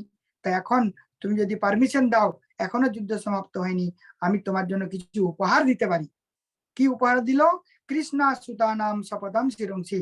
কৃষ্ণ কি করলো? পঞ্চ পাণ্ডবদের যে মস্তক আমি নিয়ে এসে তোমার কাছে দেব, কিন্তু সে ভুল করে কৃষ্ণ সুতানাম অর্থাৎ দ্রৌপদীর যে 5টি পুত্র ছিল তাদের মস্তক কেটে নিয়ে এসে দিল, শিরাংশী মস্তক ছেদন করে নিয়ে এসে দিল। এটা নিয়ে এসে বললো, না বন্ধু, আমি তোমার কাছে উপহার নিয়ে এসেছি তার প্রিয় করার জন্য। দুর্যোধনের বললো যে দেখো আমি তোমার প্রিয় করেছি, উপহার নাও। কিন্তু এটা কি ছিল? যুগুপ্সিতম, নিন্দিত কর্ম ছিল। অত্যন্ত বীর গরহন্তি, গরহন মানে অত্যন্ত খারাপ, নিন্দিত কার্যকর্ম করেছিল, যেটা দুর্যোধনকে আনন্দ দিতে পারলো না। প্রথমে তো 5টি মস্তক দেখে তার আনন্দ হয়েছিল, তুমি আমার শত্রুদের মস্তক নিয়ে এসেছো। কিন্তু যখন সে পরখ করে দেখলো, আসলে সে অত্যন্ত দুঃখী হলো যে এরা আমার বংশজ, এরা আমার বংশের, এরা কি বলে বংশ রক্ষাকারী, তাদেরকেই তুমি মেরে দিলে। এই দুঃখেতে দুর্যোধন ওখানেই দেহ ত্যাগ গেল। আর সঙ্গে সঙ্গে এই অবস্থাতে মাতা শিশুনাম নিধনং সুতানাম নিশম্য ঘোর পরিতপ্যমানা তদৌর বাষ্প কলকুলাক্ষী তম সন্তয়ানা কিরীটমালী। মাতা সকালবেলা দ্রৌপদী ঘুম থেকে উঠে দেখলো তার যে সমস্ত পুত্ররা মৃত অবস্থায় পড়ে আছে, নিধনম, কেউ তাদেরকে মেরে চলে গেছে। এটা দেখে ঘোর অত্যন্ত পরিতপ্যমান কান্না করতে শুরু করলো। বাষ্প কুলকুলাক্ষী, যেন মনে হচ্ছে যেন বাষ্প হয়েও তার সমস্ত চোখের জল উড়ে চলে গেছে। কুলাক্ষী, কুলের অক্ষী মানে চোখ। তম সন্তয়ানাহ, তার এই অবস্থা দেখে কিরীটমালী হচ্ছে অর্জুনের নাম, অর্জুন এসে তাকে কিছু সান্ত্বনা দিল। আরে দ্রৌপদী, তুমি চিন্তা করে না, যে তোমার এই পুত্রকে বধ করেছে আমি তার মস্তক নিয়ে এসে তোমাকে দেবো। শির আতিতায়না, তার মস্তক নিয়ে এসে তোমাকে দেবো। আর গান্ডীব মুক্তৈ বিচক্ষৈর উপহারৈ তমক ক্রমশ স্নাসসি দগ্ধ পুত্রা, তারপরে তোমার পুত্রদের যে অন্ত্যেষ্টি ক্রিয়া করবে, ওই যার যে তোমার পুত্রকে মেরেছে তার মাথায় দাঁড়িয়ে তুমি অন্ত্যেষ্টি ক্রিয়া করবে। এই কথা বলে অর্জুন যুদ্ধক্ষেত্রের ওই ঘোড়া নিয়ে অশ্বত্থামার পিছনে দৌড়াতে শুরু করলো। দৌড়াতে দৌড়াতে দৌড়াতে দৌড়তে অশ্বত্থামা প্রাণের বাঁচানোর জন্য অস্ত্রম ব্রহ্মশির নামম দ্বিজাত্মজ, তার প্রাণ অত্যন্ত সংকটে হয়ে গেছে। এটা জেনে শুনে অশ্বত্থামা কি করলো? ব্রহ্মাস্ত্র ছেড়ে দিল। এটা দেখে অর্জুন কৃষ্ণকে বলল যে হে সখা, এই যে এত বিশাল রে আগুন, এটা আসছে কোথা থেকে, এর কারণ কি? তখন পুত্রস্য ব্রহ্মমন্ত্রম প্রদর্শিতম সংহারম প্রাণবধে এই অশ্বত্থামা তার প্রাণ বধের আশঙ্কা দেখে এই সে ব্রহ্ম অস্ত্র মানে এটা সে ছেড়েছে, যেটার দ্বারা প্রাণ সংহার করবে। শুধু তাই নয়, সমস্ত জগৎকে পর্যন্ত ধ্বংস করে দেবে। এই জন্য তুমি তো জানো ব্রহ্মাস্ত্রকে কি করে সংহার করতে হয়, তুমি এই ব্রহ্মাস্ত্রকে ব্রহ্মাস্ত্র দিয়েই সংহার করা যায়, এর অন্য কোনো উপায়ে একে আর সংহার করা যাবে না, সম্বরণ করা যাবে না, তাই তুমি জানো এই ব্রহ্মাস্ত্র দিয়ে একে রক্ষা করো। তো এই অবস্থাতে ব্রহ্মাস্ত্র দিয়ে কি করলো, ওই তার ব্রহ্মাস্ত্র তেজ নষ্ট করে দিল, সম্বরণ করে দিল। তো এই অবস্থাতে অশ্বত্থামা এই ব্রহ্মাস্ত্রকে কেবলমাত্র প্রয়োগ করতে জানতো, এটাকে ফিরিয়ে নিতে জানতো না। তো তখন সে বললো যে আমি, কারণ এ পুরো ব্রহ্মাণ্ডকে লয় করে দেবে এই ব্রহ্মাস্ত্রের যা তেজ, তখন বললো ওর গতি আমি কেবলমাত্র ঘুরাতে পারি। তখন তার তো স্বাভাবিকভাবেই পাণ্ডবরা শত্রু ছিল, সেই জন্য সে চিন্তা করলো যে পাণ্ডবদের যে বংশজ উত্তরার গর্ভে রয়েছে, উত্তরার গর্ভে কে ছিল, পরীক্ষিত মহারাজ, সে পরীক্ষিত মহারাজ গর্ভে আছে, তারও যেন মৃত্যু হয়ে যায়, এই জন্য সে ব্রহ্মাস্ত্রকে ওই দিকে ঘুরিয়ে দিল। এই অবস্থাতে ঘুরিয়ে দেওয়ার ফলে সঙ্গে সঙ্গেই অর্জুন তা কি করলো, ধরে ফেললো। ববন্ধ বর্ষতামক্ষম পশু পশু রসায়না যথা, যেভাবে অর্জুন কি করে একটা পশুকে বাঁধে ওরকম দড়ি দিয়ে বেঁধে ফেললো, বেঁধে রথে উঠিয়ে ফিরে নিয়ে আসলো। এই অবস্থায় কৃষ্ণ অর্জুনকে বললো, আরে অর্জুন, তুমি তো দ্রৌপদীকে প্রতিজ্ঞা করে আসলে, তুমি তো তার শিরচ্ছেদ করে নিয়ে আসলে, তুমি ওকে বাঁধছো কেন? তো তখন কিছু নীতির কথা কৃষ্ণকে কৃষ্ণ ভগবান অর্জুনকে শোনাচ্ছেন, যে কোন কোন অবস্থায় কাকে কাকে বধ করা যায়, কাকে কাকে বধ করা যায় না। বলছেন কি, নীতিশাস্ত্রে বলছে মত্তম প্রমত্তম উন্মত্তম সুপ্তম বালম স্ত্রিয়ম জড়ম প্রপন্নম বিরতম ভীষ্মম ভীতম ন রিপু হন্তুম ধর্মবিদ। যে ধর্মবিদ হবে এই অবস্থায়, এই সব অবস্থায় তাদেরকে সে মারবে না। কোন অবস্থায়? যখন সে মত্ততা হয়ে যাবে, প্রমত্ত হয়ে যাবে, উন্মত্ত হয়ে যাবে, ঘুমিয়ে থাকবে, বালক হবে, স্ত্রী হবে, জড়ের মতো হয়ে থাকবে, অত্যন্ত শরণাগত হয়ে যাবে, যে রথ থেকে দূরে চলে যাবে, ভয় পেয়ে যাবে, এরকম শত্রুকে সে কখনোই মারবে না, এরকম অবস্থা বলা রয়েছে। তো তার মধ্যে কিন্তু সাবধান, কিন্তু এ সম্পূর্ণ আলাদার কথা। এই যে অশ্বত্থামা, এ এ কিন্তু ওই এর কি বলে শরণাগতর মধ্যে পড়েনি, তো তুমি একে বেঁধে নিয়ে যাচ্ছ কি কারণ? তখন অর্জুন বললো যে এর জন্য মেন যে দায়ী রয়েছে, এর এর যে শাস্তি দেবে সে হচ্ছে দ্রৌপদী, কারণ দ্রৌপদী পুত্রকে মেরেছে, সুতরাং আমি একে দ্রৌপদীর কাছেই সমর্পণ করব। তো এরকম বাঁধা অবস্থায় দেখে সঙ্গে সঙ্গে দ্রৌপদী বলল, হ্যাঁ, কৃষ্ণা অপকৃতম গুরু সুতাম বাম স্বভাবা কৃপায়া নাম। বাম স্বভাবা কাকে বলা হয়? স্ত্রীদেরকে বলা হয়। তো দ্রৌপদী যখন এই অবস্থায় অর্জুনের দ্বারা বন্ধন হওয়া অশ্বত্থামাকে দেখলো, তখন বললো, আরে তুমি কি করছো? মুচ্চ মুচ্চতাম ব্রাহ্মণ নিতরাঙ্গন, তুমি জানো না অর্জুন, ব্রাহ্মণ সবসময় আমাদের আমাদের নিত্য গুরু, এদের আমাদের গুরুদেবের পুত্র, সুতরাং গুরুরই সমান, সুতরাং একে তুমি বেঁধে নিয়ে এসছো, একে ছেড়ে দাও, একে কখনো এরকম ভাবে বেঁধে রাখা উচিত নয়, অসম্মান করা উচিত নয়। সয়েস ভগবান দ্রোণ প্রজারূপেণ বর্ততে, যদিও এ দ্রোণের পুত্র, কিন্তু আসলে তো এ দ্রোণীর পুত্রই গুরুই রূপে আমাদের কাছে প্রকটিত আছে, সুতরাং একে তুমি মারবে না। হ্যাঁ, তখন মা রোদ্যস্য জননীম গৌতমী পতিদেবতা, আজ আমি যেভাবে এই পুত্রবধের জন্য অত্যন্ত দুঃখিত হয়ে কান্না করছি, এর মা গৌতমীও সেরকম অত্যন্ত দুঃখ কষ্ট করবে, তাই একেও তুমি ছেড়ে দাও, এর মাও অনেক দুঃখ পাবে। তো এই কথা বললে সমস্ত যত সভার মধ্যে লোক ছিল, ধর্মম ন্যায়ম সকরুণম নির্বলিকম সমম মহৎ রাজা ধর্মসুত রাজ্ঞা প্রত্যানন্দ অচ্যুত দ্বিজ, প্রত্যানন্দ বচো দ্বিজ। তারা সবাই বলল, হ্যাঁ, ও গান্ধার কি বলে দ্রৌপদীর যে কথা অত্যন্ত ন্যায়সঙ্গত কথা, এ ধর্ম কথা বলেছে, হ্যাঁ, অত্যন্ত করুণিকের কথা বলেছে, নির্বলিকম, হ্যাঁ, অত্যন্ত নিপুণতার সঙ্গে কথা বলেছে, আর এ হচ্ছে ধর্মসুত, অর্থাৎ ধার্মিক, ধর্মের পুত্র রাজা স্বরূপ এ, হ্যাঁ, আর সেই সঙ্গে নকুল সহদেব যুযুধান ধনঞ্জয় মানে অর্জুন পর্যন্ত সকলেই দ্রৌপদীর এই যে কথা এটাকে স্বীকার করলো। আর এই অবস্থাতে অর্জুন কিভাবেই বা তাকে মারতে পারে? তখন ভগবান কিছু বুদ্ধি দিয়ে বলে দিল, তোমাকে আমি সবকিছু শিখিয়ে দিয়েছি, তুমি এখন নীতিশাস্ত্রে কিছু বলেছে সেটা শুনে রাখো। বলছে ব্রহ্মবন্ধুর ন হন্তব্য আততাই বোধারহন মামই ভয়ম আমনাতম পরিপহ্য অনুশাসনম। হ্যাঁ, অনুশাসন অর্থাৎ নীতি শাস্ত্রে এরকম বলা আছে যে ব্রহ্মবন্ধু তাকে কখনো মারা যায় না। অশ্বত্থামাকে এখানে নিন্দিত অর্থে ব্রহ্মবন্ধু বলা হয়েছে, অর্থাৎ অশ্বত্থামার যে কাজটা এখানে অত্যন্ত নিন্দিত কর্ম, কারণ সে যাদের সঙ্গে বের করার কথা নয়, হ্যাঁ, যাদের সঙ্গে শত্রুতা করার কথা নয়, হ্যাঁ, দুর্যোধনের শত্রু ছিল তার পঞ্চ পাণ্ডবদের সঙ্গে, যুধিষ্ঠির, ভীম, অর্জুন, নকুল, সহদেবের সঙ্গে, তার পুত্রদের সঙ্গে কোনো বৈর ছিল না। সেই জন্য একটু নিন্দিত কর্ম করেছে, এই জন্য তাকে নিন্দাত্মক অর্থে ব্রহ্মবন্ধু বলা হচ্ছে। তাই ব্রহ্মবন্ধুকে কখনো হত্যা করা যাবে না, কিন্তু যদি সে আততায়ী হয়ে যায় তাকে বধ করা যাবে। হ্যাঁ, আততায়ী মানে টেররিস্ট।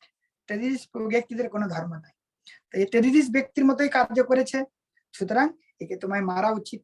আবার শাস্ত্রেতে বলছে কুরু প্রতিশ্রুতম সত্যম যত্তৎ সন্তায়ন প্রিয়ম প্রিয়ম চা ভ্রিয়ম সেনস্য পাঞ্চাল্য মহা। তোমাকে কিছু তো করতে হবে, তাই তুমি এমন কিছু কার্য করো, তোমাকে সবকিছুই আমি শিখিয়ে দিয়েছি, তুমি এমন কাজ করো এতে আমার প্রিয় হয়, আর যাতে ভীমসেনের প্রিয় হয়, আর যাতে পাঞ্চালীর প্রিয় হয়, তাও তুমি সব করো। তোমার যেটা করলে ভালো হবে এরকম কাজ করে তোমাকে সবকিছুই বলে দিয়েছি। তখন এই কথা শুনে অর্জুন কি করলো, বিমুচ্চ রসনাবধ্যম বাল হত্যা হতপ্রভম তেজসা মণিনাহীনম শিরন্নিব অনায়াত অপতত। তখন বলছে যে তারা কি করলো, যে এর কিছু একটা শাস্তি দেওয়া উচিত। বলছে কি, বপনম দ্রবিণম স্থানম নির্যাপনম তথা এসহি ব্রহ্মবন্ধুনাম বধ নহন্তি দৈহিক। যে যদি কোনো ব্যক্তির মস্তক মুন্ডন করে দেওয়া হয়, অর্থদণ্ড দেওয়া হয়, আর স্থান থেকে নির্বাসন করে দেওয়া হয়, তাড়ি দেওয়া হয়, তাহলে তার কাছে এটা মৃত্যুর থেকেও অত্যন্ত যন্ত্রণা, তাই একে তাই করো। এই বলে তার মণিটাকে উঠিয়ে নিয়ে তাকে শিবির থেকে দূর করে দিল।